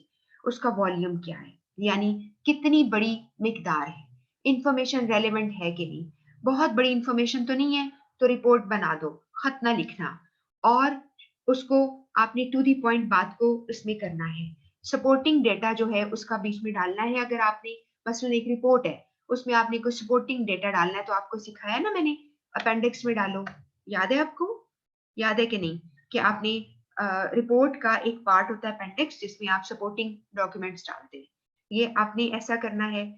Split the main body into logical units. अगर एक बहुत बड़ी चीज आप सिखा रहे हो, तो आप उसको स्प्लिट करके उसके टुकड़े बना दो, ताकि रिसीवर उसको सही तौर पे अंडरस्टैंड कर सके। इसके बाद use frequent heading and summaries. आमतौर पे हेडिंग्स भी लिखो और समरीज भी लिखो। आपने देखा होगा बहुत सारी बहुत अच्छी किताबें जब आपको एक चैप्टर पढ़ा देते हैं, उसके बाद उसकी समरी होती है जिसमें वो सारा समराइज करते हैं कि तुमने चैप्टर में क्या पढ़ा था। तो इसी तरह आप बाजुकात बहुत बड़ी इंफॉर्मेशन दे रहे होते हो, तो उसके साथ साथ आप उसको समराइज करते जाते हो। उसके बाद selecting and grouping of material. अब आपने क्या किया, जब आपने सारा मटेरियल सिलेक्ट कर लिया कि मैंने ये लिखना है, तो उसकी ग्रुपिंग करोगे। ग्रुपिंग करोगे रेलेवेंस वाइज, इंपॉर्टेंस वाइज, कि कितनी यानी रेलेवेंट है और कितनी इंपॉर्टेंट है। उसके बाद प्राइमरी मैसेज जो है वो कहाँ पे रखना है, कि आपने इसको कैसे रखना है, और आगे लिखा है एनालाइज द टॉपिक इनटू सब टॉपिक। ये सिर्फ आपने समझना है, इसको रट्टा नहीं लगाना। बस सिर्फ जितनी बातें आपको समझ आ गई हैं, ताकि आपके दिमाग में कहीं सिंक कर जाएं, और फिर आप इसको अगर कोई सवाल आए तो आपको ये हेल्प कर सके। उसके बाद classify ideas and group them logical categories में। ऑर्डरिंग द मैसेज, मैसेज को ऑर्डर करना है। आपने कौन सी चीज कैसे कहाँ रखनी है, क्या गुड न्यूज पहले देनी है कि बाद में देनी है। जिसके लिए जैसे आगे लिखा है, remember clear messages show logical progression. Logical progression का मतलब होता है आप अपनी मैसेज में छोटी से बड़ी बात की तरफ प्रोग्रेस कर रहे हो, सिंपल से कॉम्प्लेक्स की तरफ प्रोग्रेस कर रहे हो, तो लॉजिकल करो ताकि अगला इस चीज को डाइजेस्ट कर सके, ठीक है, बैलेंस्ड करो।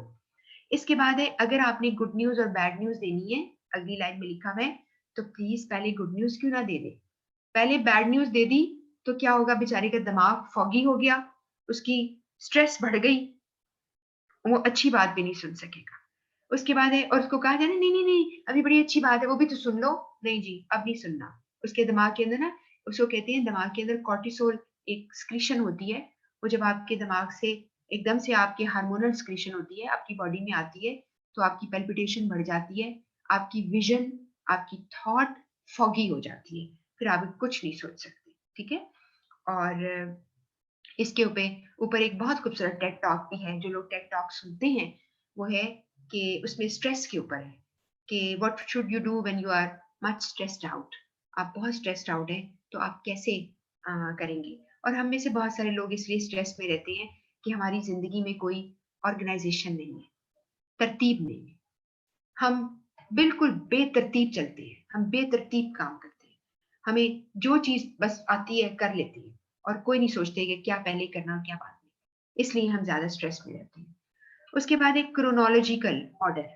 क्रोनोलॉजिकल का लफ्ज़ आपको मैंने कल भी आपके एमसीक्यूज़ में कराया था। क्रोनोलॉजी टाइम और डेट वाइज़ आपने कौन-सी चीज़ पहले रखनी है। अगर आप आए हैं किसी अ, एक आपने कॉन्फ्रेंस अटेंड की है, ठीक है? उस कॉन्फ्रेंस में आप देखिए कि क्या पहले दिन वाली तरतीब देनी है कि डेट जो है 3rd से शुरू हुई, 4th को क्या हुआ, 5th को क्या हुआ, 6th को क्या हुआ, ये बताना है या 6th से शुरू करके पीछे जाना है। इसको कहते हैं कि आपने क्रोनोलॉजिकल ऑर्डर में कैसे देना है। उसके बाद इम्पोर्टेंस वाइज़ आप असेंडिंग ऑर्डर लेते हो या डिसेंडिंग ऑर्डर। इसका मतलब क्या है? अगर आप डिसेंडिंग ऑर्डर ले रहे हो, तो सबसे इम्पोर्टेंट पहले देकर उससे कम, उससे कम, उससे कम देते हो, तो आप डिसेंड कर रहे हो, नीचे आ रहे हो। असेंडिंग ऑर्डर का मतलब है आप सबसे जो कम इम्पोर्टेंस वाली चीज़ पहले देते हो, उससे बड़ी, उससे बड़ी, उसे आप असेंडिंग ऑर्डर कहते हैं, यानी चढ़ाई कर रहे हैं। और इसके बाद इसका तरीका है स्टाइल का। स्टाइल का मतलब क्या है? बस छोटा-सा है ये है। स्टाइल में आपने क्या चीज़ देखनी है कि कम्युनिकेशन स्टाइल में can be described as using right words in the right order to achieve your message objective. आपका स्टाइल ऐसा होना चाहिए ताकि आप करें उस तरह के लफ्ज़ों का इस्तेमाल करें, उस तरतीब से इस्तेमाल करें, लैंग्वेज का पैटर्न रखें ताकि अगले को आपकी बात समझ आए। ये आपका यहाँ तक टॉपिक वो वाला है सिलेक्टिंग द मीडिया और चैनल अकॉर्डिंग टू सिचुएशन। आपको याद होगा मैंने आपको मीडिया रिचनेस सिखाया है। याद है आपको? उस पे सवाल आपको ज़रूर आता है, लेकिन मैं रिवीजन में आपको ज़रूर बताऊँगी, डोंट वरी। कहाँ पढ़ा हुआ है और किस तरह से है, ये शायद हो सकता है मैंने उसको स्लाइड पे आपको सिखाया हो, बट मैं आपको अगर वो नोट्स में मिसिंग हुआ तो मैं आपको दोबारा से एक दफ़ा बता दूँगी। तो मीडिया सबसे ज़्यादा रिच यानी सबसे ज़्यादा इफ़ेक्टिव सिचुएशन वाइज़ होता है। यहाँ पर आपने बस ये चीज़ रिवाइज़ कर लेनी है कि आपको टाइम एक इम्पोर्टेंट फैक्टर है, आपको अर्जेंसी है, आपने फ़ौरन इन्फॉर्मेशन देनी है, तो आप फिर क्या करेंगे? जैसे कि फॉर इंस्टेंस आप फ़ौरन ही किसी को कॉल कर लेंगे। सबसे तो अर्जेंट यही हो सकता है, अगर आपके करीब है वो कोई, उसके ऑफ़िस में चले जाएँगे, ठीक है? उसके बाद एक कॉम्प्लेक्सिटी, अगर मैसेज कॉम्प्लेक्स है, तो उसमें डायग्राम वगैरह इस्तेमाल करो, ग्राफ वगैरह इस्तेमाल करो। कल के आपके इंशाल्लाह टॉपिक में मैंने आपको ग्राफ्स वगैरह सिखानी है, रिवाइज़ समझने करनी है, आपको पहले आते होंगे। मैंने पहले पढ़ाए नहीं आपको, लेकिन आपकी जो हर्टा मर्फी की बुक है, उसमें ये दिए गए हैं। तो आपको जैसे कल मैंने पाई चार्ट पे, लाइन ग्राफ पे सवाल दिए थे, इस तरह मैं समझती हूँ कि आपको सवाल आने चाहिए।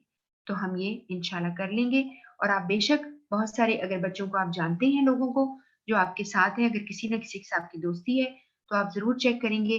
कुछ स्टेशंस पर, ये बात मैं बार-बार कर चुकी हूँ, कुछ स्टेशंस पर बच्चों ने फीडबैक ये दिया होता है कि वहाँ सिर्फ़ सीए की बुक पढ़ाई जा रही होती है, ठीक है? और कुछ जगहों पर सिर्फ़ आईसीएमए की बुक पढ़ाई जा रही होती है। लेकिन कुछ बच्चों का मुझे फीडबैक ये मिला, आईसीएमए की बुक जो है ना, it is actually RFS book है या एक स्पोर्टिंग नोट्स हैं। ये आपको इदारे की तरफ से रिकमेंडेड बुक नहीं है। तो उसका ये होता है कि बहुत सारे सवाल वहाँ से सेट नहीं हुए हुए। कुछ बच्चों ने मुझे बिल्कुल ये कहा है कि वो अननोन से लगे सवाल, उसकी वजह ये है कि उन्होंने सारा एरिया कवर नहीं किया था।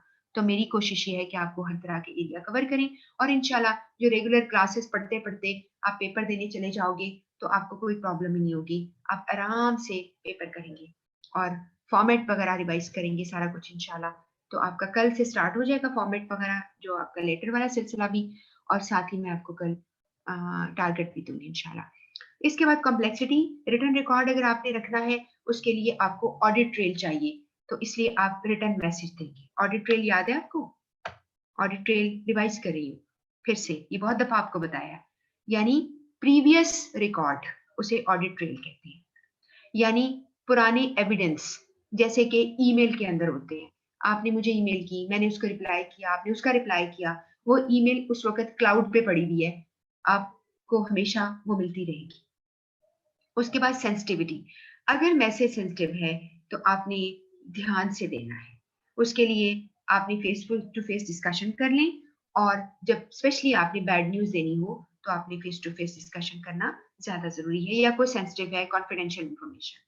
उसके बाद कॉस्ट, अगर आपकी बहुत ज्यादा इफेक्टिव है तो उसके लिए आपको क्या ध्यान करना है कि मैसेज जो है, एम्प्लॉय टाइम इज एक्सपेंसिव, यहाँ पे कॉस्ट से मुराद ये कि आप कॉस्ट वहां पे नहीं देखेंगे, सेक्रीफाइस कर देंगे अगर आपको फौरन कोई चीज भिजवानी है। इसके बाद इंटरेक्शन का मतलब है मुझे आपसे मुलाकात करनी है, मेरा आपसे बात करना जरूरी है, इंटरेक्शन जरूरी है, आपके साथ फेस टू फेस बात करना जरूरी है। Is there any need for instant feedback and spontaneity, spontaneity mean अचानक कुछ। और वैसे भी आपको बताऊं एक बात, जो स्पॉन्टेनियस बात होती है ना, बहुत नेचुरल होती है, उसमें बनावट नहीं होती, एकदम कहते हैं ना मेरे से, ओह मेरे मुंह से निकल गया था, जैसे कहती हैं कि ये एक स्लिप ऑफ टंग है। लेकिन ध्यान करना चाहिए, अपने दिमाग को हाजिर नाजिर करके, और एकदम से इमोशनल नहीं हो जाना चाहिए कि हम मैसेज गलत दें। तो ये आपको कुछ चीजें थोड़ी सी मैंने समझाई हैं कि मीडिया को सिलेक्ट करते हुए इन चीजों का ख्याल करना जरूरी है। अगला एक टॉपिक आ गया है, ये कहीं इससे रिलेटेड, लेकिन हमें अलग से छोटा सा एक नोट है, समझ लो, क्योंकि एक और नोट रह गया। ये मैंने आज जब नोट्स कंप्लीट किए तो मुझे याद आ गया कि हर्टा मर्फी की बुक में है, वो कल मैं इंशाल्लाह करा दूंगी। उसमें आपने शुगर कोटेड वर्ड्स किस तरह बोलने हैं वो मैं आपको सिखा दूंगी। अच्छा, ह्यूमर का मतलब है मजाक, और सैरकैज़्म कहते हैं तंज को। यहाँ पर है ह्यूमर, सिर्फ humour. Be careful when employing humour. लफ्ज एम्प्लॉइंग का मतलब क्या है? इस्तेमाल करना। वैसे एम्प्लॉय करना होता है किसी को नौकरी पे रखना, यहाँ है इस्तेमाल करना। आप जब ह्यूमर को एम्प्लॉय करेंगे, इस्तेमाल करेंगे with in a message on the positive side, अब आप गौर करें, अगर पॉजिटिव इसकी साइड देखें, it can increase attention and awareness, also gain acceptance by bringing the human touch to an argument. मिसाल के तौर पर मैं कभी कभार आपको जैसे पढ़ाते वक्त कोई थोड़ी फनी बात कोशिश करती हूँ, कोई ना कोई बात अगर मेरे ज़हन में आई तो मैं आपसे शेयर कर लेती हूँ, इससे आपको फील होता है ह्यूमन टच। वरना तो आपको लगे कि टीचर बोल रहा है या बोल रही है, ऐसा लगता है मशीन है। और मशीन में से वो एक है ना, वो सिरी जो प्रोग्राम है, आप पूछते हैं that's answering, it's like that कि जैसे मैंने आपको पहले भी ये पढ़ाया, automated call answering, it seems like this. लेकिन जब आप कोई फनी बात थोड़ी कर लेते हैं तो it is going to be adding to some human touch, कि आप इंसान फील आती है। लेकिन on the negative side, it may distract attention from the main messages, may not appeal to all cultures, moods, and may also undermine credibility. Undermine किसी चीज की ताकत को कम कर देना, किसी चीज की इंपॉर्टेंस को कम कर देना। क्रेडिबिलिटी का मतलब है एतबार, लोगों को एतबार ही नहीं रहता, ये तो बंदा सीरियस ही नहीं है, ये क्या बात करता है, ये तो सही नहीं है, ठीक है। और दूसरी बात ये है कि हर कल्चर में, ये बात कल्चर से मुराद सिर्फ ये नहीं जो मैं भी आपको सिंध और बलूचिस्तान और जो है केपीके या पंजाब का कल्चर बता रही हूँ, मैं ये नहीं बता रही हूँ। कल्चर का मतलब ये भी होता है योर ऑर्गेनाइजेशनल कल्चर, ठीक है। जैसे मिसाल के तौर पर आप गाड़ी सड़क पे हो, तो आप सड़क पे जब होती है ना, तो आप देखते हैं कि एक बंदा बैठा हुआ है, बड़ी टाई शाई लगी हुई है, जबरदस्त स्मार्ट तरीके से ड्राइव कर रहा है, तो आपको या तो लगता है कि किसी बहुत ही फॉर्मल ऑर्गेनाइजेशन का ये प्रोडक्ट है, तो नंबर 2 अगर नहीं है, बैंकर है, आप कहते हैं यार ये बैंकर होगा। बैंक वाले जो है वो टाई शाई लगा के बड़े सेट होके बैठे होते हैं ना, तो ये आपका, बिकॉज उन्होंने उनका उनका उन सारे बैंक्स का ये कल्चर बन गया है। और वैसे भी आप अगर पब्लिक डीलिंग करते हैं, आपने पैसा कहीं लगाना है, रखना है, तो आपको नहीं अच्छा लगेगा ना कि शैबी से किस्म का आपका जो है, यानी जैसे कहते हैं ना, बहुत ही अनस्मार्ट लोग लग रहे होते हैं, बहुत ही अनटाइडी लग रहे होते हैं। अनटाइडी समझते हो? नीट नहीं लगना। टाइडी कहते हैं नीट, वेरी नीट, तो वो आपको नीट नजर नहीं आते। अच्छा, इसके बाद हमने ये पॉइंट खत्म खत्म हो गया। अगला एक पॉइंट है oral and face to face communication, जो हम पहले भी पढ़ चुके हैं। ये उसका थोड़ा सप्लीमेंट है, थोड़ा सा आपको पढ़ना जरूरी है। यहाँ पे लिखा है benefits of effective face to face communication include the generation of new ideas, instant feedback, exchange of views, cooperation, rapid dissemination, तेज खबर का फैलाना of information। तो आप फेस टू फेस जब कम्युनिकेशन करते हो तो नए आइडियाज जनरेट होते हैं, फॉरन फीडबैक मिलता है, आपके व्यूज एक्सचेंज हो जाते हैं, लोग आपके साथ कोऑपरेट करते हैं। जो लोग सामने बैठे हैं, एक फील आती है, प्रेजेंस बहुत बेटर करती है और तेजी से खबर फैलती है। However, for it to work, people need to know the reason for the discussion, actually be able to communicate and also have the discussion effective led, और उनको ये देखना चाहिए कि वो अच्छी तरीके से बात कर सके। इसके लिए आपके पास लिसनिंग अच्छी करना बहुत जरूरी है। आपको काफी अच्छे नोट्स आपके पास मौजूद हैं। मैं फिर रिमाइंड कर रही हूँ ताकि आपके दिमाग में की चीज अटक जाए।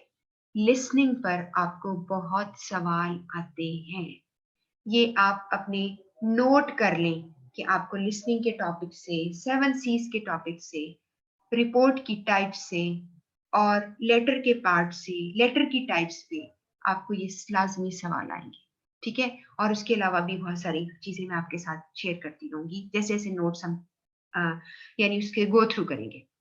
लिसनिंग के लिए लिखता है listening skill, presentation, body language all impact on face to face communication. अब यहाँ प्रेजेंटेशन से ये मुराद नहीं है कि मैंने प्रेजेंटेशन बनाई, स्लाइड्स दिखाई। प्रेजेंटेशन से मुराद है आप अगर बैठे हैं कहीं पर, आप अपना खत दिखा रहे हैं, अपनी बात कर रहे हैं, this is your presentation, the personality presentation. तो आप इसको भी कहते हैं गुड्स लिस्ट। अब हमने जो टॉपिक लिसनिंग का आपने पढ़ा, ये उसके अंदर एडिशन आ गया है कि जो अच्छे लिसनर हैं उनकी क्वालिटीज कुछ तो मिलती जुलती हैं, कुछ थोड़ी सी फर्क लफ्ज है। ये चूंकि सीए की बुक से है, बड़ा प्रोमिनेंट टॉपिक है, इसलिए मैं चाहूंगी आप इसको देख लें। लिसनर अच्छा रिटेन करता है ओपन माइंड, अपना माइंड खुला रखता है। अवॉइडिंग बायस, वो न्यूट्रल रहता है, बायस नहीं, फेवरेटिज्म को नहीं लेके आता, जजमेंट नहीं लेके आता। Number 2, they try to avoid distraction. Distraction को अवॉइड करता है, यानी कि उसको पता है कि क्या चीजें मुझे डिस्ट्रैक्ट कर सकती है, अपना फोकस रखता है और उसको इस चीज का पता है, aware that attention is typically greatest at the start and and, कि जब आप किसी बात को सुन रहे हैं तो अगर आप शुरू का टॉपिक इंट्रोडक्शन ना सुने तो आपको पूरी बात समझ नहीं आएगी, और अगर आप सारा कुछ सुन चुके हैं तो कंक्लूजन भी सुन लें ताकि पता चले कि आखिर में क्या ऑफर कर रहा है ये जो प्रेजेंटर है, ये आपको क्या ऑफर कर रहा है। मिसाल के तौर पर आपके पास एक प्रेजेंटर आता है, वो कहता है कि जी हमारी चीजें आप आगे मार्केट करें, हमारे पास ये फीचर्स हैं, तो आप फिर क्या करेंगे, आप उसको पूरी तरह नोट डाउन करेंगे। उसके बाद दे आर इंटरेस्टेड का मतलब है एंड मेक एफर्ट, वो पूरे इंटरेस्ट के साथ आपको सुनेंगे। Have a radar for picking up main idea, उनके दिमागों में एक रडार लगा हुआ है, यानी एक्टिव रहते हैं, वो फौरन ही मेन आइडिया को पिक करते हैं एंड सपोर्टिंग एविडेंस और की इश्यूज को फर्क कर सकते हैं। यानी मेन आइडिया क्या था और उसके सपोर्टिंग जो आइडियाज हैं उनके बीच में उनको फर्क करना आ जाएगा। उनको पता चल जाएगा कि बॉस ने मेन बात क्या बताई है और बाकी बातें तो सपोर्टिंग है। इसके बाद दे वेट फॉर इंटरप्शन, वो बिल्कुल नहीं इंटरप्ट करते, पहले सुनते रहते हैं कि शायद पूरी बात हमें समझ आ जाए। क्रिटिकल लिसनिंग करते हैं, क्रिटिकली इवैल्यूएट करते हैं चीजों को, ठीक है, और वो बाइस्ड नहीं होते। और सॉरी ये चेक करते हैं, यहाँ पे जो वर्ड्स है मैं समझा देती हूँ। assess what the other person is saying by identifying potential bias, आप दूसरों को असेस करते हैं और देखते हैं कि इस बंदे की बात में कोई बायसनेस तो नहीं है, कहीं वो न्यूट्रल है या वो 2 नंबर बातें कर रहा है। और ओमिशन का मतलब है कोई ओमिट करना, यानी कोई उसने बात निकाल तो नहीं दी, या कोई assumption तो नहीं उसके जिसको वो एज अ फैक्ट बता रहा है। इसके बाद they are prepare to listen, और पूरा फोकस रखते हैं मैसेज को ग्रैस्प करने का। और दे ऑफन टेक नोट्स का मतलब है कि वो लिखकर भी नोट लेते हैं, और फिर वो अपने दिमाग में भी नोट्स लेते हैं, नोट डाउन करते हैं। ये हो गया लिसनर। इस वक्त हम बात करें ओरल कम्युनिकेशन, उसमें लिसनिंग ओरल का पार्ट है। If you are good listener, you can speak good, you can understand and you can communicate as well. अगला पॉइंट है, एक टॉपिक है कमेटीज। अब आपने ये जिक्र हर्टा मफी में है और सीए की बुक में भी है, ये मैं आपको सिर्फ सिखाना चाह रही हूँ कमेटीज क्या होती है। आपने मीटिंग बहुत डिटेल में मेरे से पढ़ लिया है, उसमें एजेंडा मिनट्स सब पढ़ लिया। कमेटी का जो आपको कॉन्सेप्ट आता है ना, वो भी ऑलमोस्ट आप कह सकते हो कि ये कॉन्सेप्ट आपका मीटिंग जैसा है, लेकिन ये थोड़ी उससे इनफॉर्मल है। अब आप कहेंगे ये कमेटी क्या होती है? मेरी तो अम्मा कमेटी डालती है, ठीक है? और बाज़ जो ख़वातीन हैं वो बहुत ही टची अगर हों तो दे गो फॉर कमेटी पार्टीज़, है ना? वो पार्टी करती हैं, जिसकी कमेटी निकलती है वो खाना देती है। इस तरह की भी लोगों में बहुत ज़्यादा ट्रेंड है ना? तो या मर्द भी वो भी कमेटी डालते हैं, और पता नहीं क्या-क्या हमें रिक्शों के पीछे लिखा होता है लकी कमेटी और पता नहीं क्या। वो तो पैसे पूल करके तो कमेटी निकलती है। ये कमेटी कौन-सी है? अब ये कमेटी क्या है? मैं और आप कौन नहीं वाकिफ कमेटियों से। जो कोई भी गवर्नमेंट आती है, वो कोई ना कोई कमेटीज़ बना लेती है। फलाँ चीज़ की कमेटी, फलाँ चीज़ की कमेटी फैसले करती है। अब सबसे ज़्यादा जो आप लोगों ने हमेशा कमेटी देखी है, वो रूत हलाल कमेटी, है ना? वो कमेटी क्या करती है, आपको जिसके साथ फवाद चौधरी का हमेशा वो रहता है, टसल रहती है ना? वो कहता है कि क्यों पैसे देते हो? मुझसे देख लो, मैं दूर आपको कंप्यूटर से बता देता हूँ कि कब चाँद निकलेगा, ठीक है? तो वो हमने हिलाल रूयत हिलाल कमेटी बनाई है। इस तरह की बहुत सारी कमेटीज़, कुछ पिछली गवर्नमेंट गुज़री है उसमें तो बहुत ही बदनाम थी हर चीज़ की कमेटी। अब हम बनाते हैं कि एक एक कंपनी है, उसके अंदर भी आपने एक कमेटी बनाई है। वो कमेटी क्या करती है? आपको कुछ नाम याद करने हैं, मैं बताती हूँ। सबसे पहले कमेटी की डेफिनिशन है, ये मैंने इंटरनेट से ली है। A group of people appointed for a specific function by a large group. बड़े यानी बड़ी कंपनी वाले लोग जो हैं वो बनाते हैं, यानी छोटी कमेटी बना देते हैं, and typically consisting of members of that group. और उसमें ज्यादातर उस ग्रुप के मेंबर्स भी हो सकते हैं, एक बड़े ग्रुप के मेंबर्स भी कमेटी बनाते हैं। अब इसकी मिसाल देती हूँ। यहाँ लिखा है many organisation also employ committee specific responsibilities देती हैं। सबसे पहले है न्यू प्रोडक्ट कमेटी। अब ये क्या होती है? कंपनी के अंदर से ही आपने लोगों को लिया, वो एनालिसिस करेंगे कि जो आप नया प्रोडक्ट बनाने जा रहे हैं, आप अपना नया प्रोडक्ट लॉन्च करने जा रहे हैं, उसको एनालाइज करेगी, उसको असेस करेगी और देखेगी क्या फिजिबिलिटी बनती है कि नहीं, कि क्या हम नई प्रोडक्ट जो है उसको लॉन्च करें कि ना करें, उसका क्या फायदा होगा। उसे कहते हैं न्यू प्रोडक्ट कमेटी। उसके बाद है रेम्यूनरेशन कमेटी। ये असल में, अगर आपको मैंने पहले भी सिखाया था कि बोर्ड ऑफ डायरेक्टर्स होती हैं, यानी जो मालिक होते हैं कंपनी के, पैसा डाला होता है, उनमें से कुछ लोग एक सब कमेटी बनाते हैं जो बोर्ड ऑफ डायरेक्टर्स के अंदर से ही लोग होते हैं। वो एग्जेक्टिव्स के रिम्यूनरेशन, सेटिंग एग्जेक्टिव्स रिम्यूनरेशन, वो यानी जो एग्जेक्टिव लोग कौन होते हैं? जो कंपनी के लिए काम भी करते हैं, पैसा भी लगाया है, काम भी करते हैं। नॉन एग्जेक्टिव होते हैं जो कंपनी के लिए काम नहीं करते, बस सिर्फ पैसा लगाते हैं। तो एग्जेक्टिव जब काम करते हैं तो उनको कितना पैसा देना है, उनको कितनी सैलरी देनी है, उसके लिए एक रिम्यूनरेशन कमेटी बन जाती है। वो बोर्ड ऑफ डायरेक्टर्स के अंदर से ही जो है डायरेक्टर्स होते हैं। इसके बाद एग्जेक्टिव कमेटी हो गई। अब ये खुद जो बोर्ड ऑफ डायरेक्टर्स हैं, उनके अंदर ही वो कमेटी है या ट्रस्टीज होते हैं जो कंपनी की गवर्निंग को और उसकी कैसे लीड करना है उसको रिस्पॉन्सिबल होते हैं। यहाँ पे ट्रस्टीज भी लिखा है। बोर्ड ऑफ ट्रस्टीज क्या होते हैं? ये बोर्ड ऑफ ट्रस्टीज पता किसके होते हैं? जो नॉन प्रॉफिट ऑर्गेनाइजेशंस होती हैं उन्हें बोर्ड ऑफ ट्रस्टीज कहते हैं, जो प्रॉफिट की होती हैं उन्हें बोर्ड ऑफ डायरेक्टर्स कहते हैं। उसके बाद अगला पॉइंट क्या है कि कमेटीज जो बनाती हैं वो कहाँ से ताकत उनकी आती है, बेनिफिट कहाँ से आता है? Consolidation of power and authority and the ability. यानी अगर मैंने कमेटी बनाई, ये कॉन्सेप्ट आता है सिनर्जी का। आपको मैंने वर्ड सिनर्जी सिखाया है, SYNERGY। सिनर्जी का मतलब है आप अपनी पूल करते हो, इकट्ठा करते हो अपनी एक्सपर्टीज या महारत को।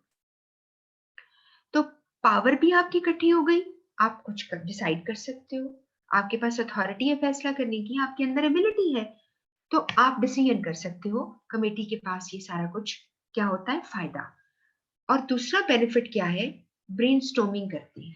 ब्रेनस्टॉर्मिंग का मतलब है नए आइडियाज जनरेट करना, ये मैंने आपको पहले भी सिखाया है।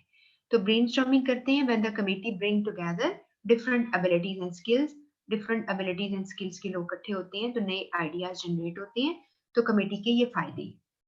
अब यहाँ पर सक्सेसफुल कमेटी के फायदे हम पढ़ने जा रहे हैं कि सक्सेसफुल कमेटीज क्या होती हैं। बस यही इसका टॉपिक का लास्ट पार्ट है। Benefit outweigh cost. इस बात का मतलब क्या है? आउटवे का मतलब है वजन का बढ़ जाना। बेनिफिट वजन में ज्यादा होते हैं, कॉस्ट कम रह जाती है। तो आप ज्यादा बेनिफिशियल होती है जब कमेटी बनाना, उसका फायदा हुआ तो कॉस्ट हम भूल जाएंगे। कॉस्ट क्या होती है? इकट्ठा करना, उनको बिठाना, खाना वाना खाते हैं, ट्रेवल करते हैं, अगर टाइम लगाते हैं तो वो सारा कुछ कोई मसला नहीं रहता जब आप बेनिफिट ज्यादा होते हैं। Members collectively have the appropriate experience and skills. और जो मेंबर्स हैं उनके पास एक मुनासिब एक्सपीरियंस और स्किल्स भी होते हैं। चेयरमैन इफेक्टिव लीडर होता है, लीडर कह लें। Committee well defined areas of authority है, आपको ये गाइड किया जाता है कि आपके इख्तियारात क्या क्या है। Well defined areas of authority का मतलब है आपके इख्तियारात क्या है, टाइम स्केल क्या है, कितने वक्त में आप काम करेंगे, और कमेटीज का स्कोप क्या है, ये आप उनको लिख कर बताते हैं। अदरवाइज कमेटी बनाने का फायदा कोई नहीं। उसके बाद कमेटी का अप्रोप्रिएट साइज, मुनासिब साइज है। अगर आप बहुत ज्यादा लोग, अगर आपके पास बहुत ज्यादा लोग होंगे तो क्या होगा? आप एक जो है यानी जिसे कहते हैं ना, एक पेज पर नहीं आ सकेंगे, आप एक ओपिनियन पे नहीं आएंगे। उसके बाद है मिनट्स आर टेकन। यहाँ पर आपने मिनट्स का पहले भी लफ्ज सुना है, यहाँ पर है रिकॉर्ड रखना। जो आपने पहले मिनट पढ़ा था, मीटिंग का रिकॉर्ड है। यहाँ पे कमेटी जब अपना डिस्कशन वगैरह कर लेती है तो उसके मिनट्स भी बनाती है और लोगों को सर्कुलेट कर देती है। ये भी एक इसके अंदर पॉइंट है। अगला जो पॉइंट हम पढ़ने जा रहे हैं ओरल कम्युनिकेशन का ही है, थोड़ा सा फर्क है। आपने अक्सर ये सुना होगा लफ्ज टीम ब्रीफिंग्स। क्या होती है? ब्रीफिंग कहते हैं किसी को गाइड करना। जैसे मैंने आपके पास आपकी टेबल पे आई, मैं आपकी सीनियर हूँ, मैंने आपको कहा कि जी मिस सारा, आपको मैंने ब्रीफ कर दिया था कि आपने क्या क्या करना है। मिस्टर अब्दुल्ला, आपको मैंने ब्रीफ कर दिया था, यानी आपको गाइड कर दिया था। तो टीम ब्रीफिंग का मतलब क्या है और इसकी इंपॉर्टेंस क्या है? आज का दौर टीम्स का दौर है। बहुत ज्यादा लोग टीम की शक्ल में काम कर रहे हैं। मिसाल के तौर पर वर्चुअल टीम्स हैं, अपने घर बैठे लोग काम कर रहे हैं। जैसे गूगल फॉर इंस्टेंस के लिए लोग काम करते हैं, तो थोड़े से लोग उसके डेटा सेंटर में मौजूद होते हैं, बाकी सारे के सारे लोग जो हैं अपने घर से काम कर रहे होते हैं। तो आपके पास वर्चुअल टीम्स है। तो अब यहाँ पर टीम की बात हो रही है, वो टीम जो ऑफिस में टीम बनी, एक कंपनी में टीम है, वो लोगों को every now and then whenever it is required उनको इकट्ठा करती है और उनको ब्रीफ करती है। अब ये होता क्या है, हम पढ़ लेते हैं। अब ये जो मैंने स्टार्ट में लिखा है, ये इंटरनेट से मैंने डेफिनेशन ली है क्योंकि बुक में बहुत अच्छी नहीं थी। Team briefing brings managers together with their team on a face-to-face basis so that information can be delivered, questions asked, feedback collected. आप हर हफ्ते हम इकट्ठे होते हैं, एक मीटिंग सी रखते हैं। आप जो है, मैं आपसे फीडबैक लेती हूँ, आप मुझसे क्वेश्चन करते हैं, मैं आपको इन्फॉर्मेशन देती हूँ, उस इन्फॉर्मेशन से रिलेटेड आपने कोई क्वेश्चन करना है तो वो भी करते हैं। Our team briefing system is an excellent way to enable communication upward, downward, sideways throughout an organization. यानी आप समझ लें कि टीम ब्रीफिंग एक फॉर्मल तरीका है जो आप कम्युनिकेट करते हो, फॉर्मल कम्युनिकेशन है, लेकिन इसमें थोड़ा सा इनफॉर्मल टच आ जाता है और सारे लेवल आपस में मर्ज कर जाते हैं, जिस तरह आपने डायगोनल कम्युनिकेशन में पढ़ा था। लेकिन टीम ब्रीफिंग इस तरह भी है, जिस तरह मैंने कल आपको टॉपिक पढ़ाया था, नेटवर्किंग, यानी मिडल मैनेजर का आपस में बात करना। तो ये भी वैसा ही है कि आप एक टीम बनाते हैं और हर लेवल के लोग आपसे उस टीम में मौजूद होते हैं, वो आपसे बात करते हैं। इसके बाद है team briefing are common in the modern working environment as an aid mean मदद to increasing commitment and understanding of the workforce का मतलब है एम्प्लॉइज, काम करने वाले लोग, जॉब करने वाले वर्कर्स। यहाँ वर्कफोर्स से मुराद कोई भी बंदा किसी लेवल का, चाहे वो बॉस है, चाहे वो जूनियर है, वो सारे आप लोगों को जो कि वहां पे उसके नाम पे यानी उसकी एम्प्लॉयमेंट में आते हो, आपको वर्कफोर्स कहा जाता है। They are also used to communicate management decisions in the hope that this will reduce disturbance. अगर मैंने टीम को ब्रीफ किया, मैंने इकट्ठा किया, उसको सारी बातें बताई, इससे कोई डिस्टर्बेंस नहीं होएगी। लिमिट र्यूमर्स, कोई अफवाहें नहीं फैलेंगी, ना ग्रेप वाइन को ज्यादा कहते हैं आप इनकरेज करोगे। विद रिस्पेक्ट टू पॉलिसीज के हवाले से आपने बताया, कोई र्यूमर नहीं फैलेंगी, कोई डिस्टर्बेंस नहीं होएगी प्लान्स के हवाले से, कंपनी की प्रोग्रेस के हवाले से, या एटलीस्ट टीम के प्रोजेक्ट की प्रोग्रेस है उसके हवाले से, एंड पर्सनल इश्यूज। ये कुछ लोग पर्सनल बोलते हैं, पर्सनल का मतलब है लोगों के बारे में, जो भी वहां के लोग होते हैं। ठीक हो गया? तो many teams have weekly team meeting. ये टीम ब्रीफिंग का टॉपिक खत्म। अगला टॉपिक है, बस इतना सही जितना कि मैंने यहाँ पे पढ़ रहे हैं, कॉन्फ्रेंस। अगर आपसे कोई पूछे कॉन्फ्रेंस क्या होती है, तो आप कहेंगे conference are useful way of bringing together a large membership spread over a wide area, such as trade union के लोगों की कॉन्फ्रेंस है, प्रोफेशनल बॉडी की कॉन्फ्रेंस है, अकाउंटेंसी नेटवर्क कॉन्फ्रेंस है, या आप आसान अगर आप इसको याद रखना चाहते हो तो एक बड़े लेवल पर लोग मेंबरशिप उनकी होती है। मिसाल तौर पर इस्लामिक कॉन्फ्रेंस होती है, तो उसमें क्या होता है, तमाम मुस्लिम कंट्रीज के स्कॉलर्स उस कॉन्फ्रेंस में आकर एड्रेस करते हैं और उन्होंने जो जो रिसर्च की होती है, जो जो चीजें टॉपिक होते हैं उन पर बात करते हैं। डॉक्टर्स की कॉन्फ्रेंस होती है, वो अपनी अपनी एरिया में जो जो उन्होंने नई चीजें करते हैं उसको वो कॉन्फ्रेंस में लेकर आते हैं। जैसे मैं आपको एक मिसाल देती हूँ कि एक खातून थी, तो वो बीमार हुई बहुत ज्यादा। तो उनका उनको उस जमाने में ये डेंगू फीवर बहुत ज्यादा हुआ था पंजाब में, बहुत ज्यादा, और लोगों की बहुत सौ की डेथ हुई, बहुत ज्यादा। जैसे कि अभी वो that was not kind of pandemic पूरे दुनिया में, तो या खुदा ना सब पूरी कंट्री में नहीं था, ज्यादा पंजाब में हुआ था। तो उनके जो सिम्टम्स आए, बाद में उनका ब्लड टेस्ट वगैरह जब हुआ, that was all together different. तो डॉक्टर ने कहा, या उनके जो जो न्यू जो वहां पे हाउस जॉब कर रहे थे, उन्होंने रिक्वेस्ट की कि क्या आपका नाम शो किए बगैर आपकी स्लाइड्स, आपके जो ब्लड का जो रिपोर्ट और ये सारी चीजें, क्या हम कॉन्फ्रेंस के लिए या स्टूडेंट की क्लास के लिए यूज कर सकते हैं? उन्होंने कहा ठीक है, आप कर लें, इसमें कोई मसला नहीं। तो वहां पर जो कॉन्फ्रेंसेस होती हैं, आप अपना पर्सनल जेन्युइन नॉलेज देते हो।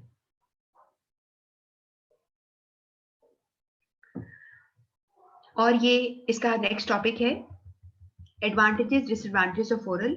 ये हम पहले पढ़ किया है, यहाँ थोड़ा सा बेहतर है, आप इसको ध्यान से देखिए।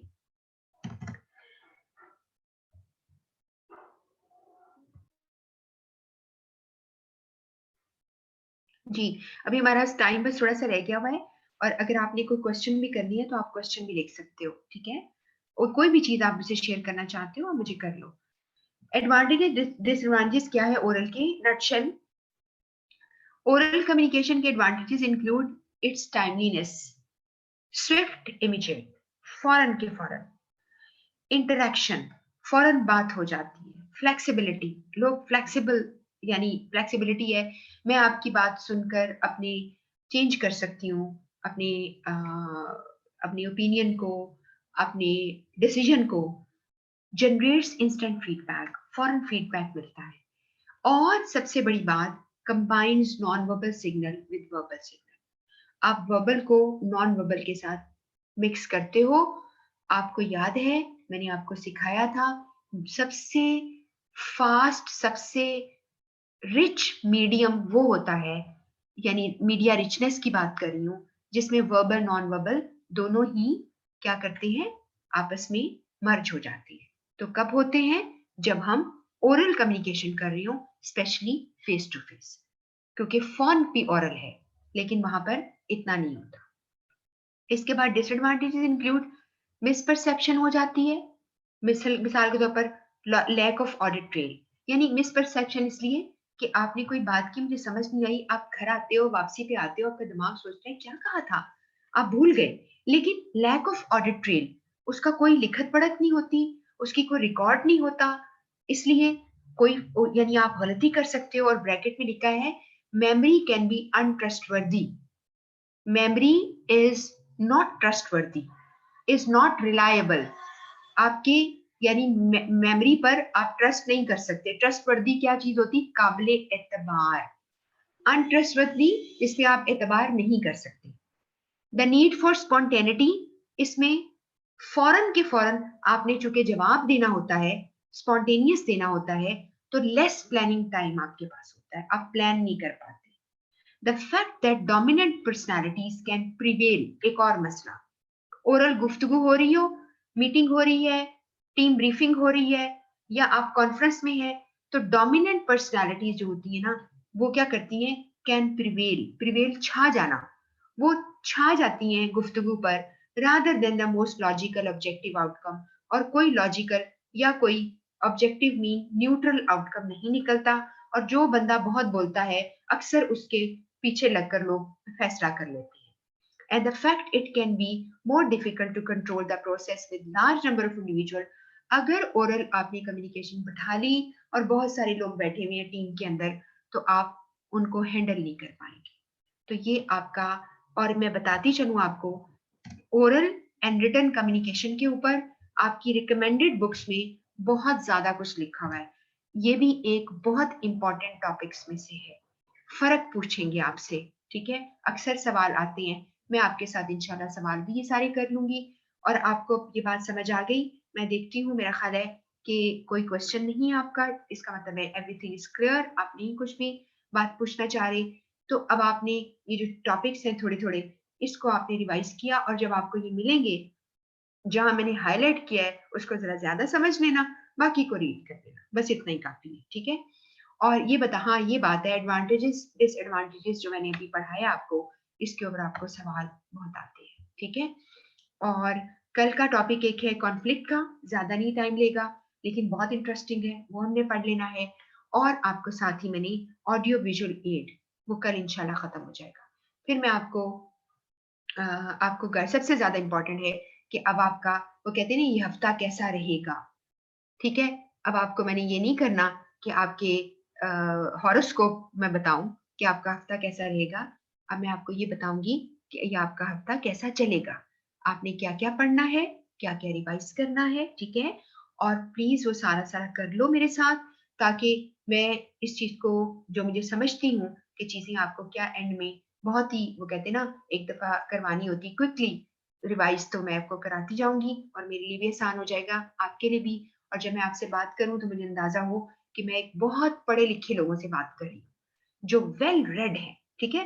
कहते हैं ना, जो लोग बहुत अच्छी गुफ्तगू कर सकते हैं, वो दो तरह के होते हैं। वेल रेड, बहुत पढ़ा होता है, वेल एजुकेटेड की बात नहीं करी, वेल रेड बहुत पढ़ा होता है, उन्होंने हर तरह का लिटरेचर पढ़ा है, उन्होंने हिस्ट्री पढ़ी है, ठीक है?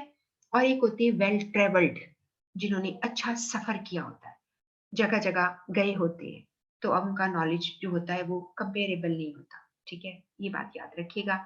बस जी हमारा टाइम खत्म हो गया, अपना बहुत ख़्याल रखिएगा। इंशाल्लाह कल मिलेंगे और मैं कल आपको फर्दर वीक के लिए सब गाइड कर दूँगी। कल मिसलेनियस टॉपिक्स इंशाल्लाह खत्म हो जाएँगे। मोस्ट लाइकली मुझे उम्मीद है इंशाल्लाह 100% के ये हो जाएँगे और ताकि मैं आपको साथ गाइड भी कर सकूँ। कल मिलेंगे इंशाल्लाह। अल्लाह हाफ़िज़।